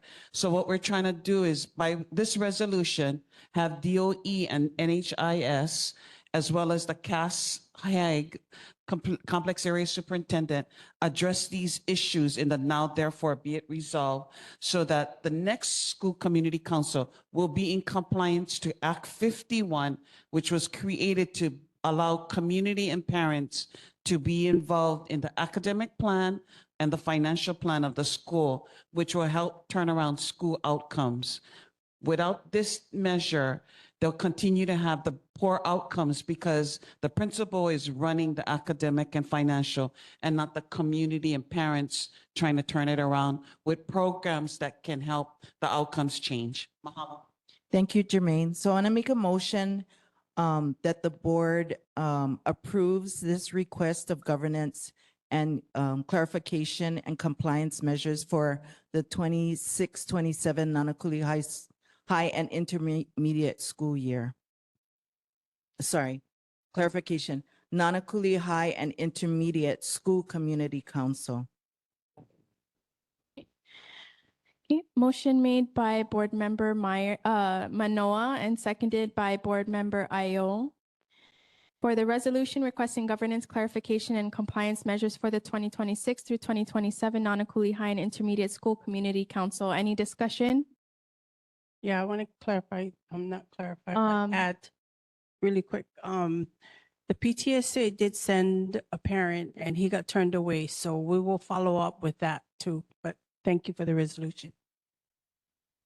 Thank you. Okay. All those in favor, say aye. All those opposed, say nay. Any abstentions? Seeing none, motion carries. Last resolution. And we have 3 minutes remaining, so please be brief. Sorry. I'll summarize with the resolution 360326. It's request the amendment of neighborhood board boundaries to include Ko'olina within the Nānākuli-Māʻili neighborhood board district. And it is definitely evident that Ko'olina, as well as the Wamanala Gulch, is within our Moku 96792. So those are the resolutions, unless it needs to be read thoroughly. Anyone? The resolutions are all available in print, in person, and on the Google form that was sent out with every single agenda to the community. So everyone has access to every resolution that has been addressed this evening. Yes. So I make a motion that we adopt and accept this, knowing, yes. Okay, motion made for the resolution requesting the amendment of the neighborhood board boundaries to include Ko'olina within the Nānākuli-Māʻili neighborhood board district. Seconded by Board Member Dela Cruz. All those in favor say aye. Any abstentions? Any nays? Seeing none, motion carries. Thank you so much. We do have a date change for one of our committees. All other committees will remain the same. Date change for Education and Land and Water Committee will be now on Monday, April 13th, 2026, due to the announcements, which I will move to share. We have the Mayor's Town Hall that would have been on the date of our Land and Water Education Committee on April 9th. It's going to be from 6:30 to 8:30 at Waianae District Park. Public school spring break is now until March 20th. March 19th, 7 to 8 p.m. is again the Nānākuli Grow Public Workshop Department of Environmental Services at Nānākuli-Māʻili Elementary School cafeteria. March 21st, 3 to 9 p.m. is the Legacy Prince, the Kalaniana Ole Prince Jonah Kuhio Festival has been postponed to the 26th of March due to the flooding at Nānākuli Park, Kalaniana Ole Beach Park. And so we're gonna move it to the 26th from 3 to 9 p.m. March 23rd, 6 to 7 p.m. is Kalailoa Partners Virtual Outreach Meeting. March 31st, 6 to 8 p.m. is the Waianae Watershed Management Plan Community Meeting at Kalani Ho'okaha Community Learning Center. Thank you so much, everybody, for joining us, for staying the extended time. Aloha and have a great evening. Meeting adjourned.